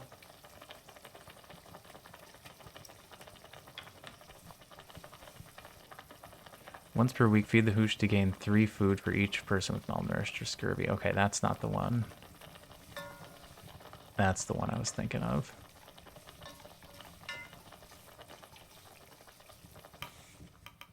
I didn't click the button.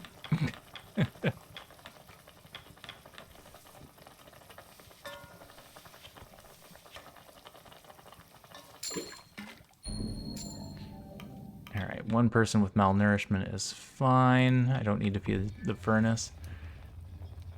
I actually just wanted to talk to you.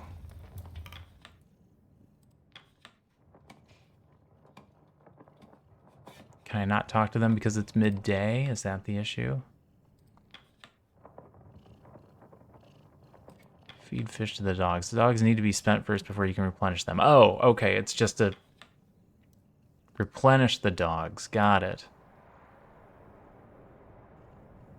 How do I speak to the photographer? She's not available to talk anymore.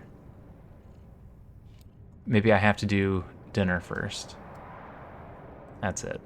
We have to do dinner first. The crew have their meal. Crew return to their posts, despite the time it's still bright light outside. Okay, yeah, now we've got people to talk to. Crew member approaches you during dinner. Captain, you look like you could use some more to eat. Taking up the responsibility of captain is as admirable as it is unenviable. Please help yourself to some of my own rations. Frankly, I'm stuffed. I have no time for toadying. It's rather kind of you, thank you. Thanks, but there's no need. Don't be rude. Oh, he didn't like that. Others in the crew roll their eyes and let out a heavy sigh in your acceptance of the offer. They don't seem to approve the attempts of gratifying command. Yeah, okay. Yep, I should have seen that coming. You get your photo snapped by the photographer too? Aye, she's a landlubber for sure, treating us like we're some novelty. I don't have much problem with it. Good conversation, at least. I'd rather less good conversation out there. Worked with a lot of captains in my time. Half of them don't know their R's from their elbows. You're different from most of them. You ever worked for a good one? No. If you want to change that, you're more than welcome.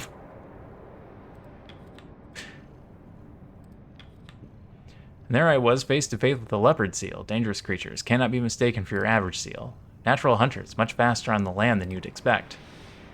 How do you deal with that then? Well, I was lucky I had my hunting shotgun at the ready. We were feasting on leopard seal that night. Of course, of all the times the crew weren't filming. Ah, pull the other one. It's true. This other time Kurt continues to ramble on. It seems like he'll be at this for a while. As you pass by, you see Kasha adjusting her camera as she stands, partially obscured as she finds the right angle for shots. As you step to her side, she raises her head and looks to you. What are you taking photos of? The crew, of course. This is quite the unique situation we're in. I want to capture the mood. Maybe I could place it beside our initial crew photos, compare and contrast. Oh, that's brilliant. Kurt remains in good spirits. I'm sure many of them have stories to tell. You don't have to capture everything, you know. You can join the others if you wish.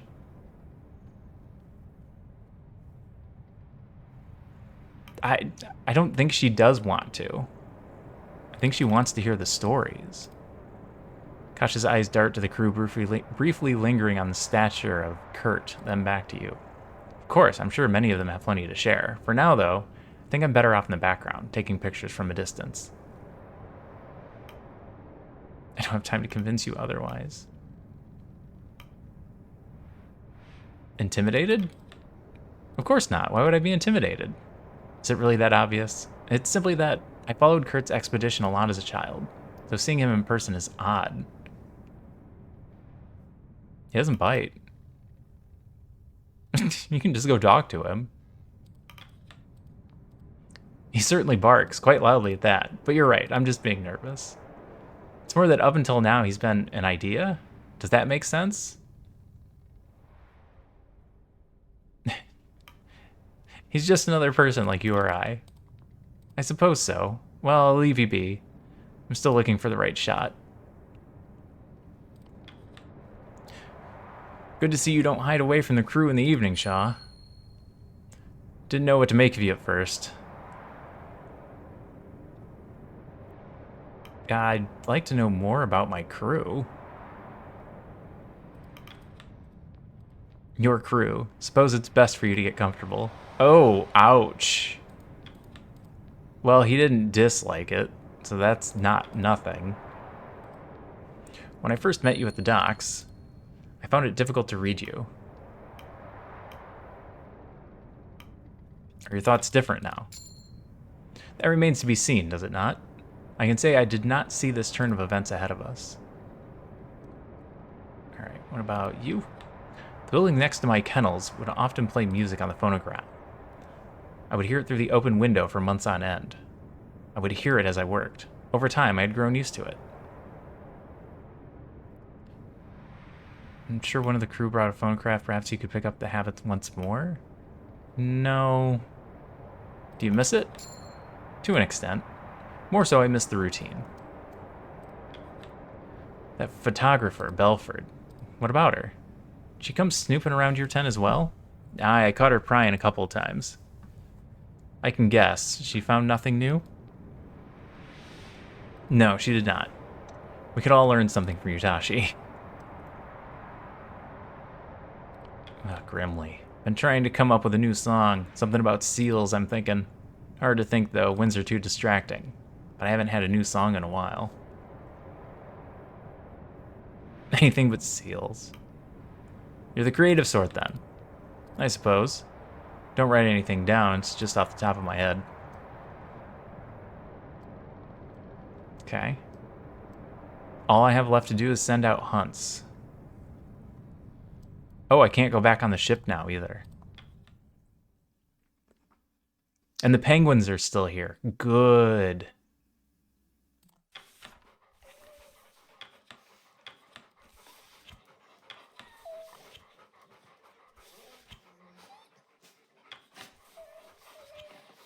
Alright, get a bunch of penguins.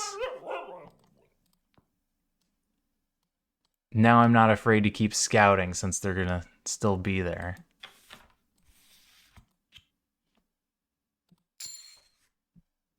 Emperor penguins? What are you two doing? You two be nice to each other. Fish. Alright, everybody's done. We've got everything we need here. Nobody's freezing.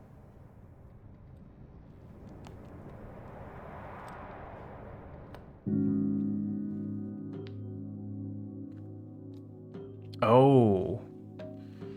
A crew member will be freezing if I put it down to here, though. I'm gonna do it and see what happens. I want to see if they immediately become frostbitten or not. This is a good time to find out.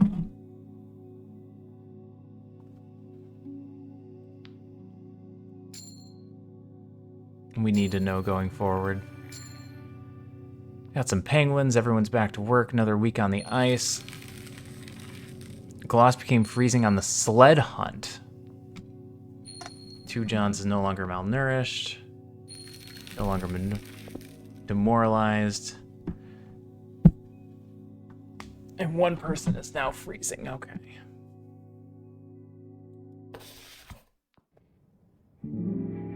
So they might get freezing from the sled hunt. We need to be a little bit more careful.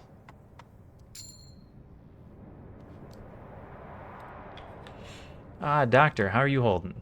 Oh, I missed the doctor. Still finding yourself with bouts of sickness? No, that isn't a problem. It was only seasickness. Now that we're no longer at sea, my stomach is settled. For the most part. If you ever feel the queasiness set in once more, I learned an old trick in my travels. Simply close your eyes and count backwards from 10. It worked me a treat in my youth. Right, I'll try that.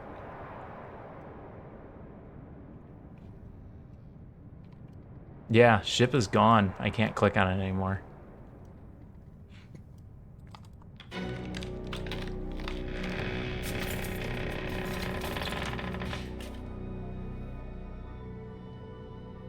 Oh, look at those cracks. Just continue to watch.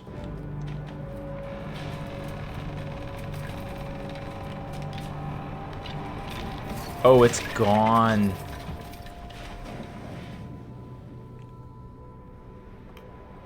It's going underwater. We're screwed when this melts if there's not... Oh, we got lifeboats.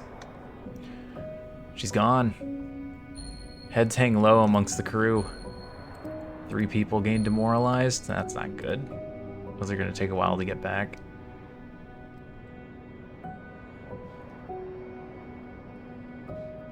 That's okay. We've got some decorum to spare.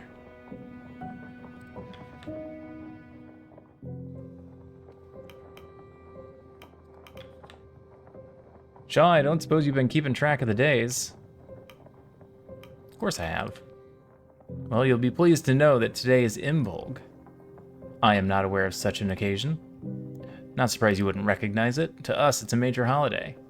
Don't expect to ask the day off. No, Imbolg often comes with a traditional feast. Thought it might be good to hold one for the sailors' sake. There are no holidays on the ice. You can celebrate when you return to land. The problem here is I need him to be happy. I don't care about the crew. I need him to be happy. It's a nice idea, but we can't spare the rations. I know you're not going to like me, but food is too hard to come by. I thought that'd be the case. Oh, well, it was worth asking. All right, I'm fine with the decorum hit. Cat, you're being very loud. Can you clean yourself a little more quietly or away from the microphone? Captain, take a look at this. Before the ship sank, I was checking the cabins of, well, the missing crew. Seems they left behind a good amount of their belongings. A good few books and the like. Not much use for them now. I'd put them at the top of the list to burn for fuel. Can't do that. Excuse me. Yes, we can. We are in need of as much fuel as we can find, Belford. You will need good reason to preserve them. These aren't simply novels of the missing crew brought with them for leisure. They left their journals behind, their diaries, logs of their life on the ship and before. This can't be burned. Captain, I request that I hold on to these journals for use in my report. I think the rest of the crew would appreciate their stories being preserved. I suppose the sailors would not take kindly to the burning of the remnants of their lost colleagues. Aye, but what else do we have? Not much else we can burn, is there? Kasha, keep the books. I know Hammond's not gonna like it. Better find something better to burn then, Captain. We can't hold on to bloody well everything. Thank you, Captain. I'll ensure their story is told. Won't be able to do that if we freeze to death. Ouch. But not wrong.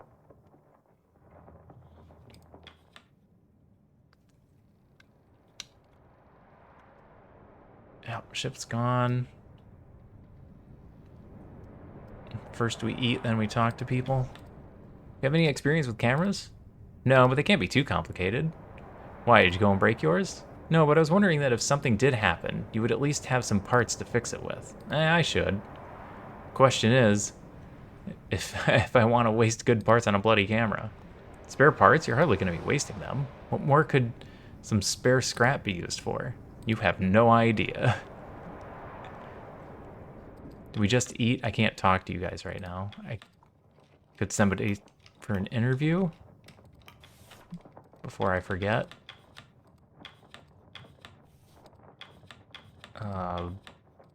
Freaking scientists, man.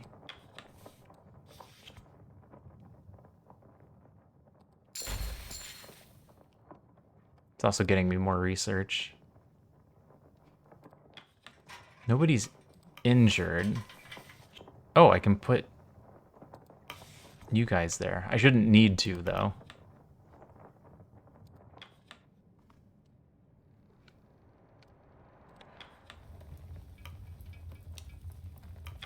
Raise the heat. When raising the heat, each assigned person will instantly cure a random person of freezing.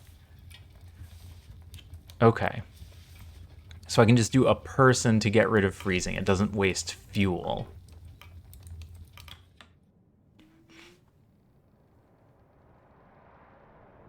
I think.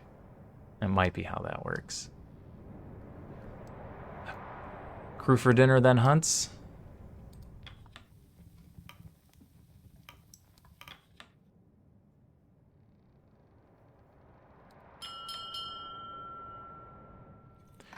The crew have their meal. Well, that was easy. The crew returned to their post. Despite the time, it's still bright light outside. I must retire for the evening. I'll see you in the morning's requests. Oh. Templeton doesn't want to talk to me. Well, to Imbolg. Not quite the same with leftovers. Sorry, can't serve up more. Shaw wouldn't have it. Don't worry about the food, Junior. It's not about that. We get to celebrate it. That's what matters. Sure. I'm gonna call it a night. See you for breakfast. Everyone's just leaving. Watching those young pups. Don't know how I had that much energy once. Ha! You're not alone there, friend. Hard to remember days I moved without this cane. Hard to remember having both eyes. They'll look like us one day. Well, let's hope not. Can't tend to the furnace if I'm yabbit. Nobody wants to talk to me today. Wonder how my editor will find my report in its finished state. It was a nightmare getting my plague story published. Only the Daily Appeal was willing to pick it up. And they were hardly the most reputable of papers. You did wonder for their reputation, I understand. After your award win, I'm sure any other paper would take you on. No, you did wonders for their reputation. Yes, and they're more than willing to coast off mine. Not that I mind. People buy the Daily Appeal just for my reports. I prefer that to being drowned out by other voices. Hello. Oh, hello. Do you need something? When did you become a doctor? Oh, that was quite recent. I'm young into this line of work. Do you think I could be a doctor? Well, if you study, yes. Can I have one of your books? Of course. The doctor hands him a small book. Runt leaves excitedly. Huh. Evening. I found some old tickets in my luggage to a play I planned to see before we departed. Unfortunately, it was delayed due to several accidents. People were beginning to say the production was cursed. I never believed in curses, but after this expedition, well... Perhaps you're the one who's cursed. Are you concerned about missing the play? You're a man of science, Doctor. Try not to give in to baseless superstitions.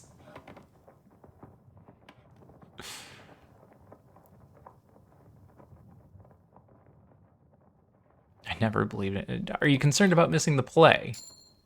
Well, that's hardly a concern after all that's happened. Though it was something I was excited for. It's a shame.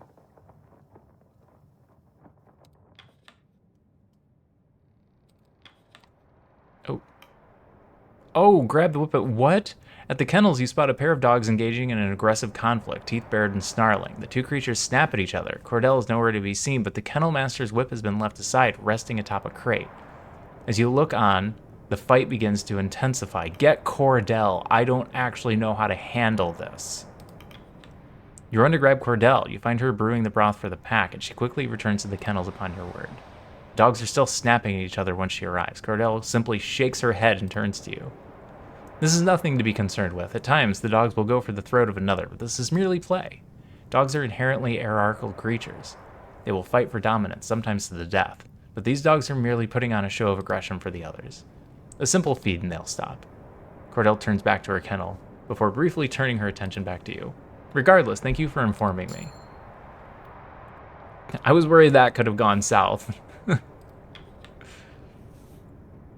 Oh, Kasha. I gotta stop talking to Kasha. She likes me.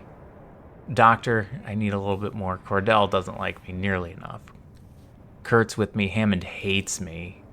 Grimly hates me. Junior, I lost. And I could get a little bit more? No, he's full too. Okay. I need to worry about the Stokes, Hammond, and Cordell. And Nutley.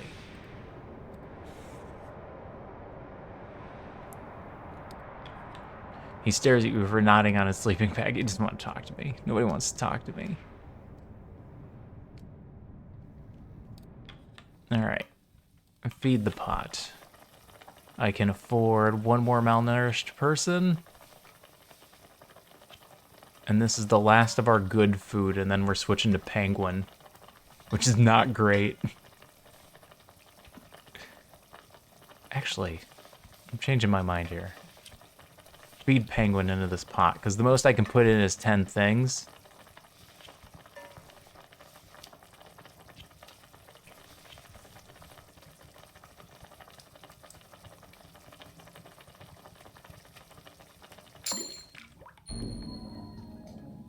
You gain 3 food with the aid of your spice rates. Oh! We gained an extra 3 because somebody gained malnourishment. Also, the person is demoralized. That's awful. Hammond's not going to talk to me, but I need to put one more coal in the furnace. Do timber? Same theory?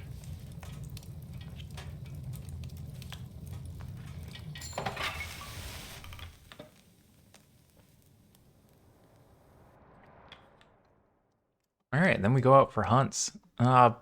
Penguin is my favorite hunting plan.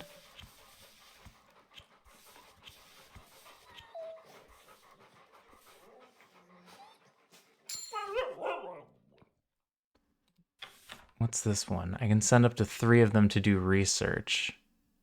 But I never have 3 of them available. Maybe next week. Fish. Do we even want fish? Why didn't I want fish? Because it causes malnutrition. All right, so let's just hunt a new spot. See what we can find. Seals? Assign any amount of people to gain that. No, okay. Yeah, go get seals. And we're getting an extra seal. That's 5 seals.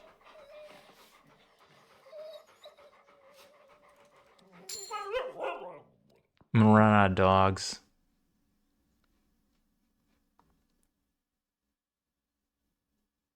I'm gonna have a bunch of extra people and no dogs.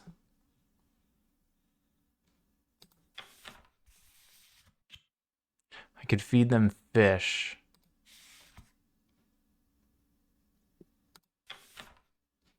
Go. Which way is the ice going? The ice is moving to the right.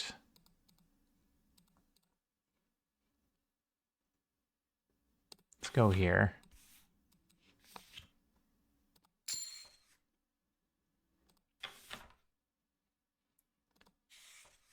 Oh, do the expedition teams not take... Oh no, it does take dogs. I don't have enough dogs. I could feed the dogs a fish, and that would give us more to work with, right? That's how that worked.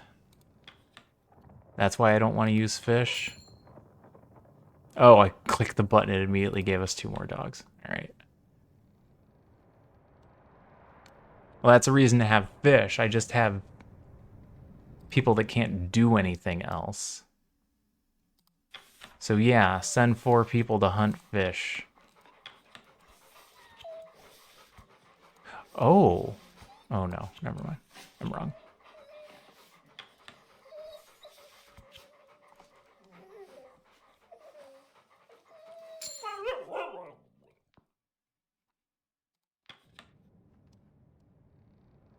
I can send out 1 more by feeding them fish again.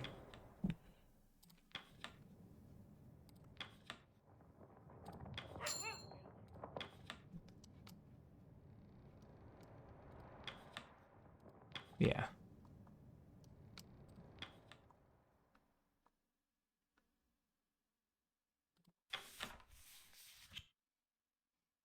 What did I leave? I left a scientist. That might have been the bad call.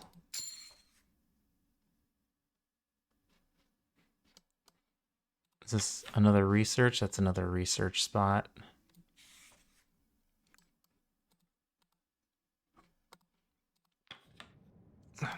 There was a spot on the boat where I could have used scientists, but that spot is gone. That would have to be an engineer.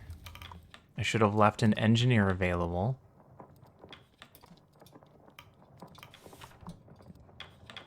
You don't have any medical problems, so I can't put you in med bay. Yeah, that's where I messed up. Okay. End the day. Week. End the week. One crew member will be cured of malnourishment. I need to cure 2 of them of freezing.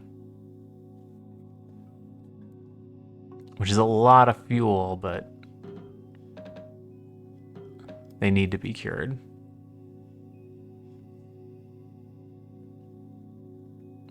Or they don't.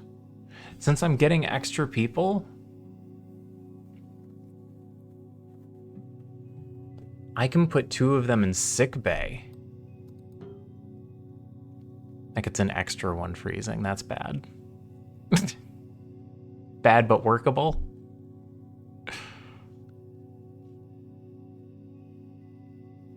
Yeah, do this. Hopefully that doesn't come back to bite me.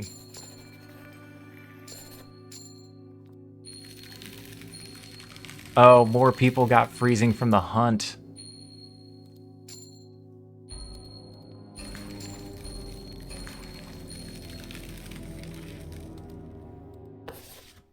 I forgot about that part. Week 6. -5 decorum. You see Hammond hard at work on the boiler. Shit. Is there a problem? No, force a habit.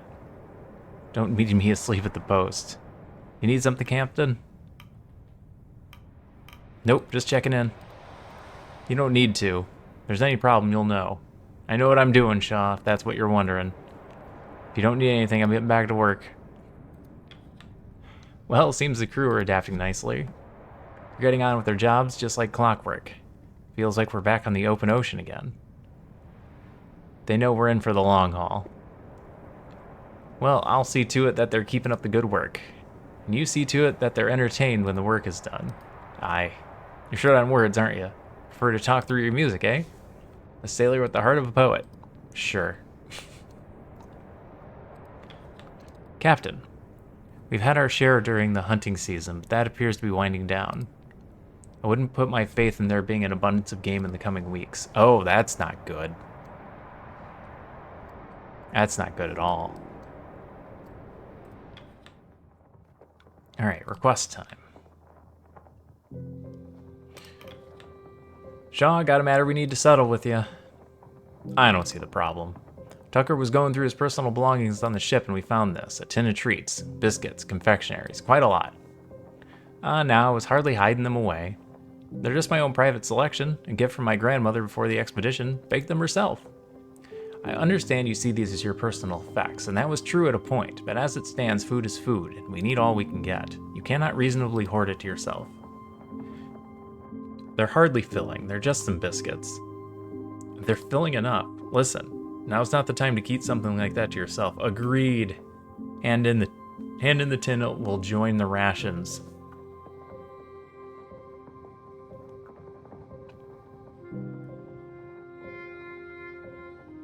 Don't waste them. No, give me the tin. I'm sorry. Alright. I understand times like this. You guys didn't like that? You weren't happy about it? I really thought that was going to have a positive effect. Alright. Did you get frostbite? Frostbite. He can't do anything this week. 2 of them got frostbite. Oh.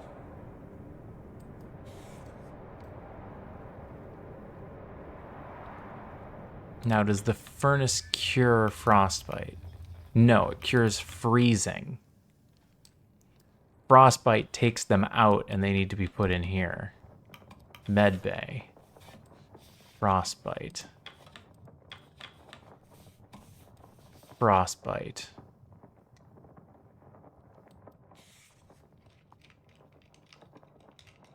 Do I have medical comforts? I won't be able to do that. It seems we run dry.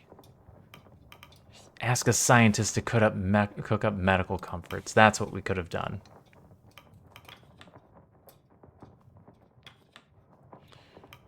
Assign a crew for interview.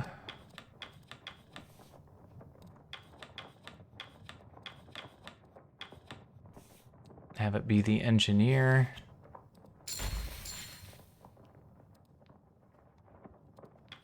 Okay, we're done in there. Down in the captain's quarters.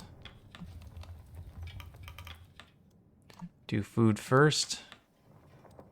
Do food first.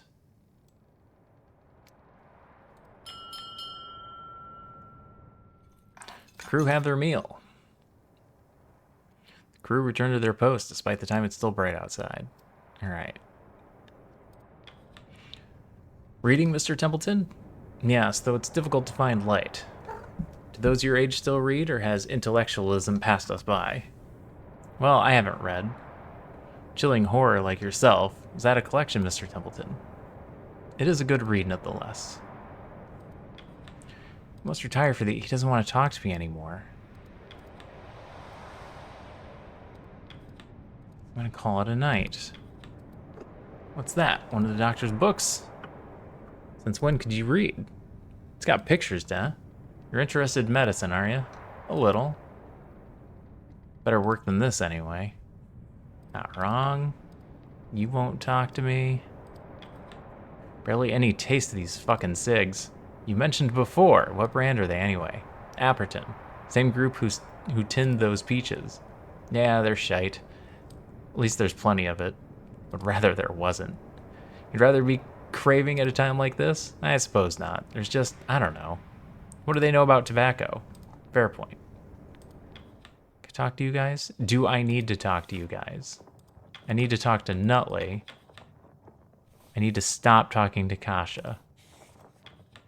Evening. I've been thinking all day about my mother and my father and my sister. It never quite struck me, but there's a chance I'll never see him again, isn't there? Sorry, I shouldn't bring up such things. No, it's okay to be worried. Considerate motivation.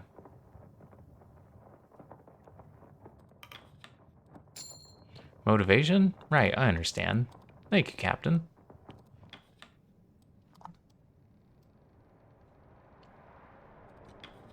He stares at you. Oh, Grimly won't talk to me now either? That's not good. He's never gonna like me. And I lost Junior. That's the really bad one. I needed his votes. Evening, Captain. There was a song that found itself stuck in my head earlier. The dogs were pleased when I began humming it. I fear I may have to make it a habit. Music reminds me of the home. Same for you? There is no home to be reminded of. I prefer to keep moving. Perhaps the ability to do so is what I missed. Okay. Not talking to Kurt. Nothing left to do but hunt. I don't have engineers to raise heat.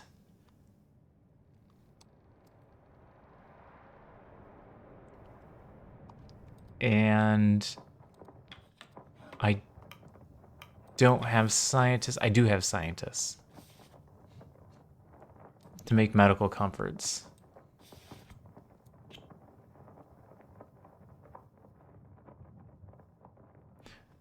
Assign 3 scientists to instantly gain medical comfort items. But I only need 1 less? Is that what's happening? Alright, we'll get 1. If you can give me these, I can get the crew back on their feet. So if I needed immediate access to our two guys that were freezing, that was the opportunity there. Come here, cat. If you're not going to lay down, I need you to go somewhere else, all right? The tiny kitten is sleeping. You're being obnoxious to her. All right.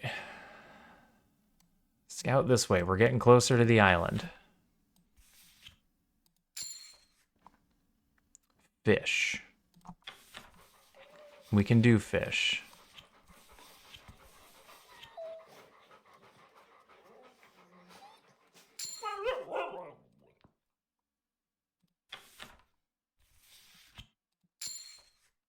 More fish. Get more fish. Oh, I hate to send you guys. You're freezing. Unfortunately, that's who we've got. No one else is currently available. Why does it say 5? Who am I missing? My other scout.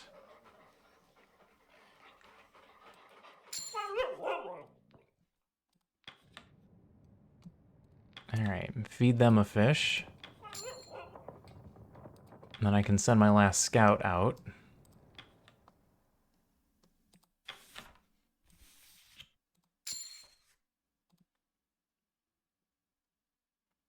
Ice leads.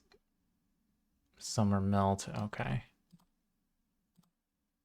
Alright, it's going this way. This one's coming out. We might be able to get this.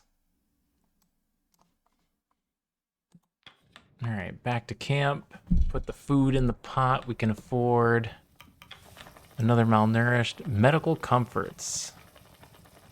I don't put that in there. These are worth 6. I can put in something to cause malnourishment. Which would be a fish. Go back. I need to be able to see what I'm doing.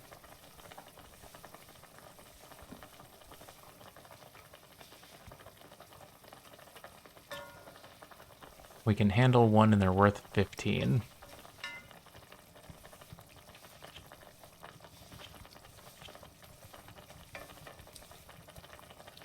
Rather use the penguins? We might have to use the seals for fuel the way this is going.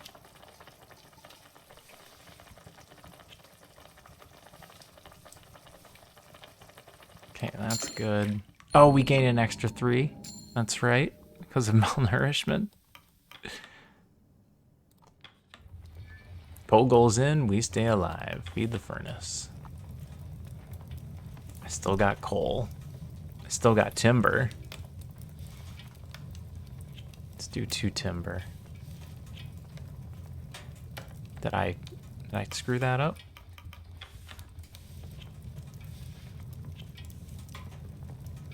I screwed that up, okay. Yep. Okay. Do I have 3 freezing crew members? I mean, it's fine. We can deal with it. Oh, does this mean 2 more people are going to get freezing? That's bad. All right, I might have screwed that up too. I'm learning. I'll pump that up.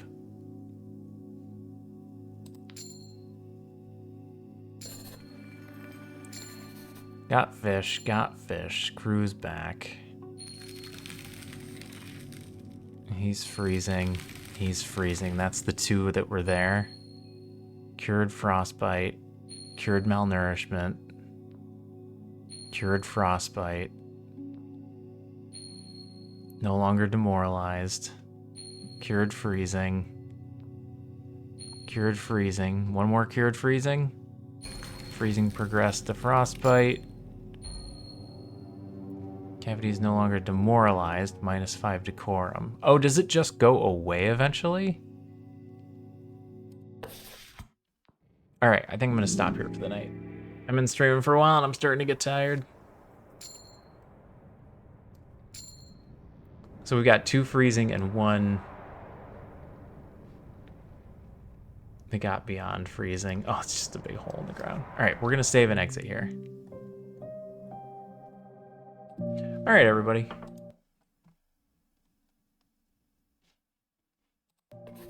Get back to the main screen. I'm going to send you guys out for a raid. Let's see who we got. Cal is doing a 12-hour affiliate anniversary stream. So I'm going to send you guys over there.